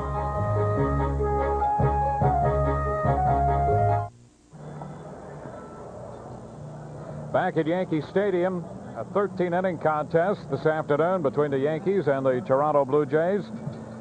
And as we check the Jeep Eagle game summary for Toronto, 8-12-1 with 9 left. For the Yankees, 7-9-1, 7 left. All the winter. His record 2-3. Joe Osorio, the losing pitcher, 2-1. Tarnable hit his 19th for the Yankees. Carter and Sprague hit home runs for the Toronto Blue Jays. Sprague turns out to be the difference in this ball game. Paul O'Neill, 0 for 5. He's now at .359 for the year. Took 4 hours and 6 minutes to play this one before 37,333. So, Tony, the only thing I think most fans who leave this ballpark better than 37,000 are hoping that somehow, even though there may be a work stoppage of some sort, they're hoping for the best, hoping it'll be short and we can be back here shortly to resume play. An emotional ball game, but I think more so for players, ownership, vendors, and all else, as Al started it, and all the other people. A very emotional day as far as the uncertainty of what is going to happen. If there's anything important about it, yeah, the Yankees are in first place with the second best record in baseball. Only the Montreal Expos are better. The Yankees have the best record in the American League. They have a lead. What does it mean? That's part of the uncertainty. Yeah, and you really don't know what that means other than the strategy was to be in first place when the anticipated work stoppage approached. The Yankees have managed to do that, but in regard to what that will mean to them, how long or how short this thing may be, nobody really knows. We're like everybody else trying to figure out what's going to happen. We'll just have to wait and see how things develop. Well, I don't know if the plans of some of the Yankee players and the Toronto players are to hang around here until midnight, or if some of them are going to hop in their cars, head for the airport, close their places in New Jersey or upstate or downtown or whatever it is. Some of them may be scattering. The last word we had within the last half hour from the Players Association office was, there is nothing new. There's always time, but there seems to be absolutely no movement. Yep. None. And we hate to be pessimistic about this, and we can only hope for the best. In extra innings here, in 13 innings, the Yankees have been beaten by the Toronto Blue Jays. We hope that we'll see you soon. Now let's go to Gus Johnson at the sports desk. It's all over this afternoon at Yankee Stadium. In 13 innings, the Blue Jays have beaten the New York Yankees, the final 8-7. Coming up next, the postgame report with Al Trautwig, Gus Johnson at the sports desk, and Michael Kay with the clubhouse report. Reminder coming up tonight on the sports desk, a strike special with Bob Page beginning at 11 p.m. For Tony Kubek, I'm Dwayne Stats from Yankee Stadium. So long, everyone.